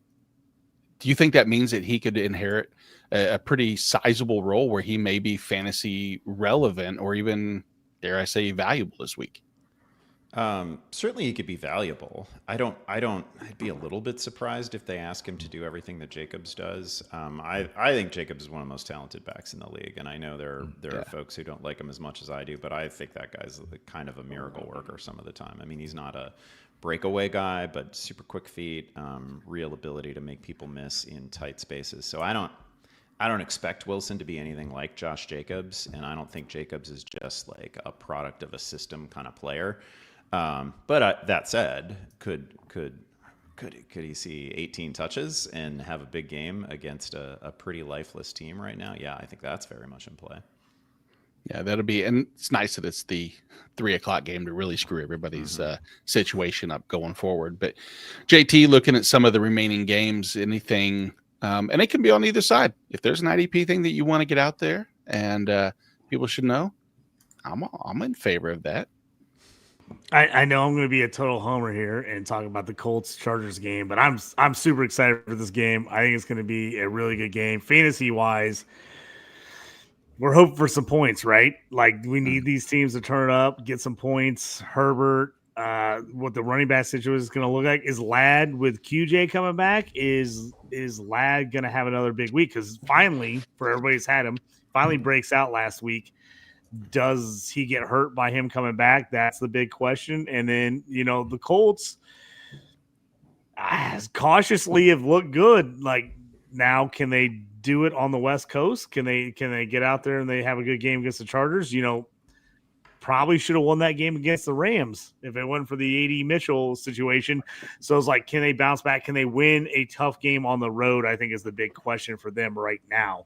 I think winning this week against the Chargers would be a huge step in the right direction, especially looking at how the Jags are 4-2 and how awful they freaking look like now is insane. So if the Colts can get a win, you got to think that really pushes them up in the division and really gives them a big lead. You know, JT's been phenomenal. Can he keep it up? No Josh Downs. Pittman's been solid. Tyler Warren, just take the overs every week on him. If you're a betting man, he has been phenomenal. He's exactly what that offense needed. They needed a tight end. It seems crazy. You're like, tight end's not that important. It seems crazy with all the wide receivers they have, but man, they needed a tight end bad.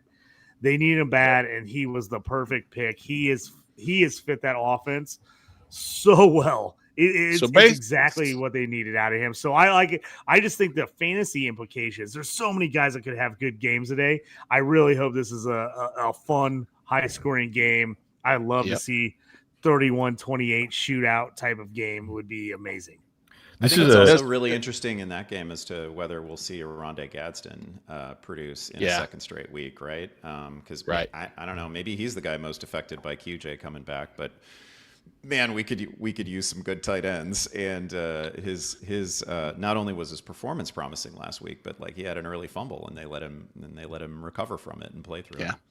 This is the game I think who shows one of my all-time favorite guys, like all time. Like I'm a Syracuse guy, and when he got picked by the Chargers, like pre-draft, I was like, I want to run a Gadsden on the Chargers. Like that was like my dream scenario. Now I didn't think he was going to last as long in the draft as he did, but I was like, when he got picked by them, I was like, oh my God, this might end up being the perfect landing spot for him. I was so pumped, and to see him have some early success has been great.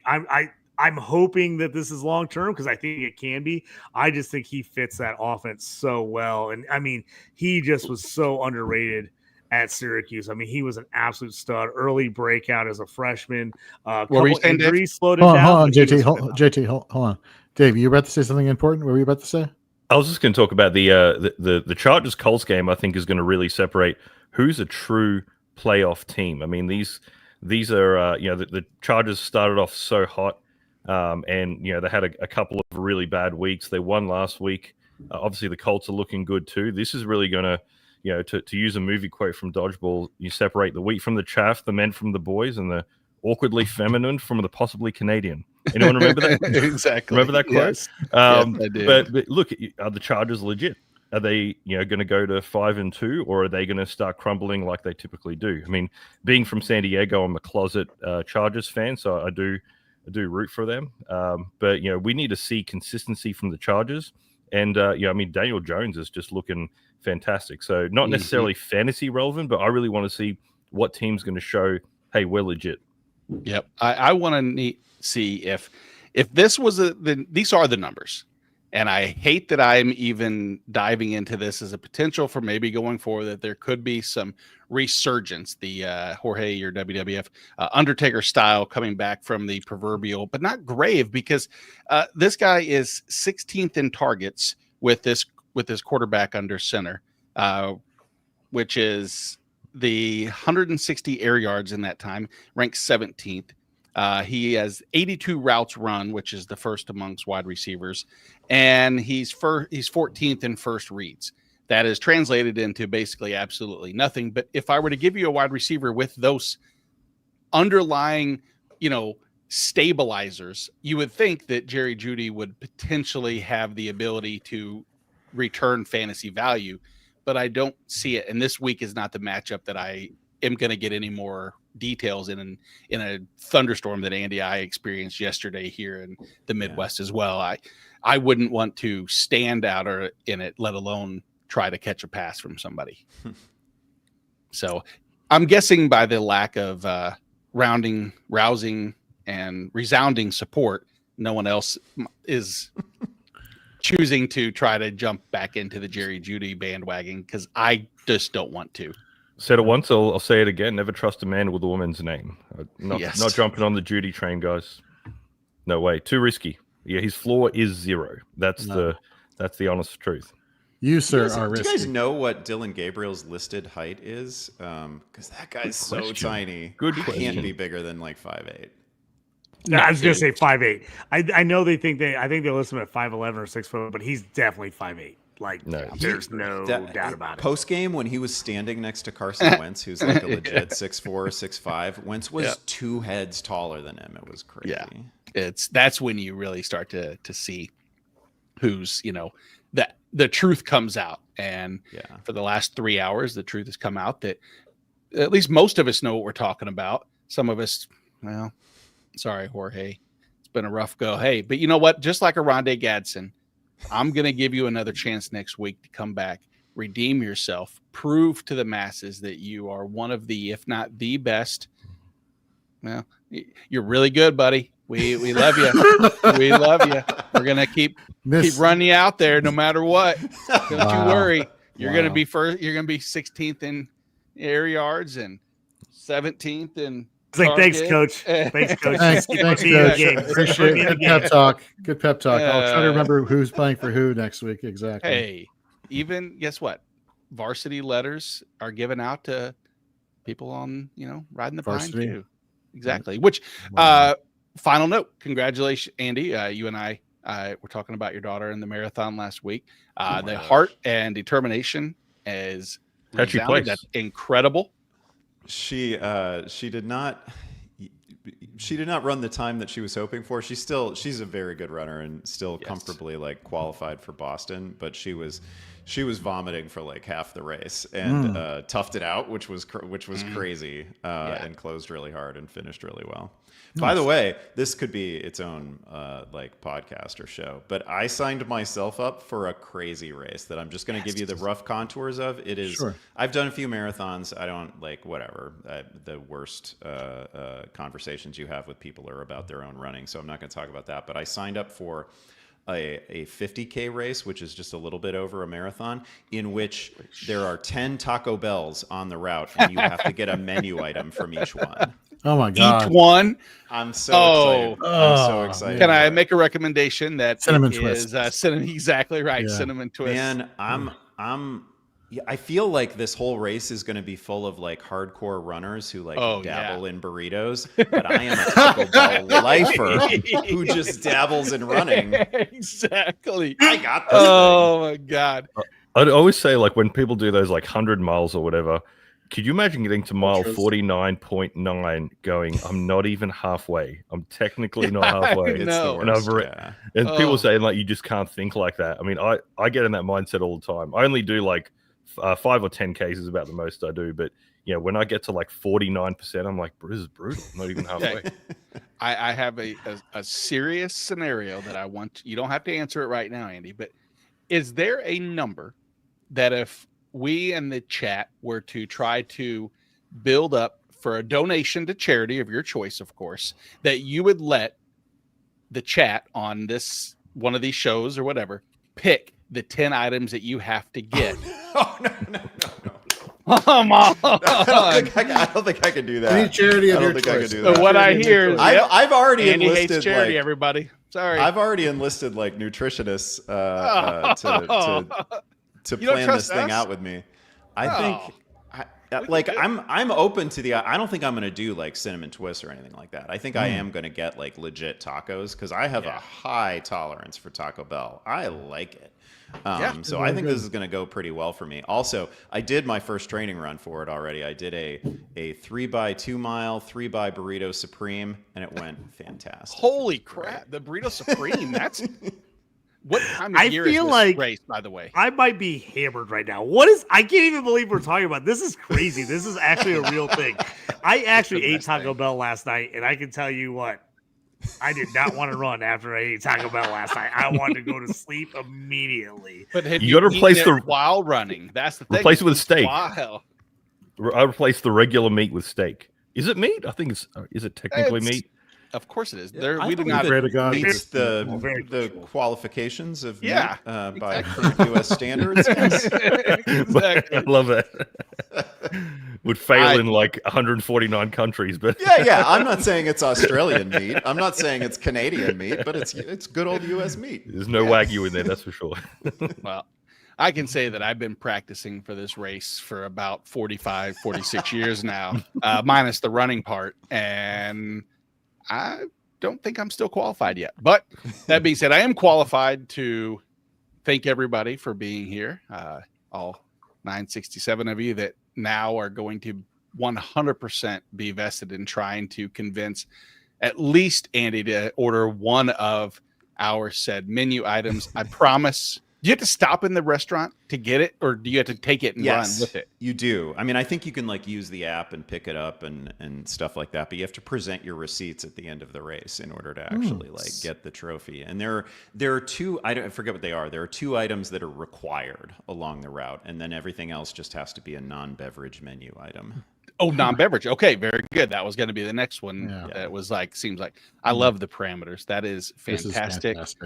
Yeah. Is this in Chicago? I got to figure out a way to do this Denver. at my brewery and my in barbecue Denver, restaurant. I got to get In a race Denver? where everybody has to come into my place and buy a bunch of food Yeah. and drinks on This is the run. This is a great idea, Andy. Now I got to get the wheels turning. I got to figure out how I can make this happen with all the running crew. I'm like, you need heavy barbecue and craft beer in your life.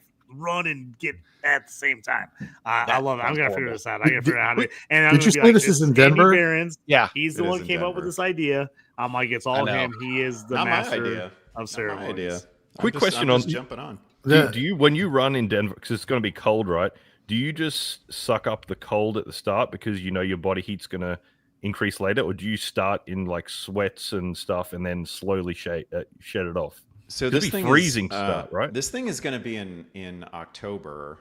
Denver's pretty sunny. It might not be Okay, that, but okay, yeah. the thing I'm actually more, and I've done okay at altitude before, so I'm not That's what I was gonna say. super worried about that. The thing I'm actually worried about is that I haven't mapped out the course, and these are Taco Bells, so I assume they're all like along highways, right? It's going to be, this isn't, nobody they don't nestle a Taco Bell into the woods somewhere, right? Into, It's not going to be some a beautiful chalet.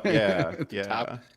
What a dream for many of our listeners is thinking of Dave visualizing Andy as he runs a marathon, disrobing, eating Taco Bell. It is a painting that I think should hang in the fantasy Hall of Fame, which I can't run at altitude, man. I was in Denver 2 weeks ago, and I just went for like a little 5K. It was exhausting. I didn't realize the difference running at altitude makes a difference. I've felt like I was jogging, just walking. It's brutal. I've done okay in Flagstaff. I've done okay in Albuquerque. I think I'm Travis Hunter serious first enough career about this. touchdown. oh, I think I'm going to do a on a week in flag. Flagstaff to get ready for this. Yeah, Absolutely. Nice. well, guys, it's 11:20. I know many people have to get to the lineups, myself included. I do want to thank you, JT, Andy, Dave, Jorge, for joining me this morning. We will, wish everybody good luck this week, and we'll see you all next week.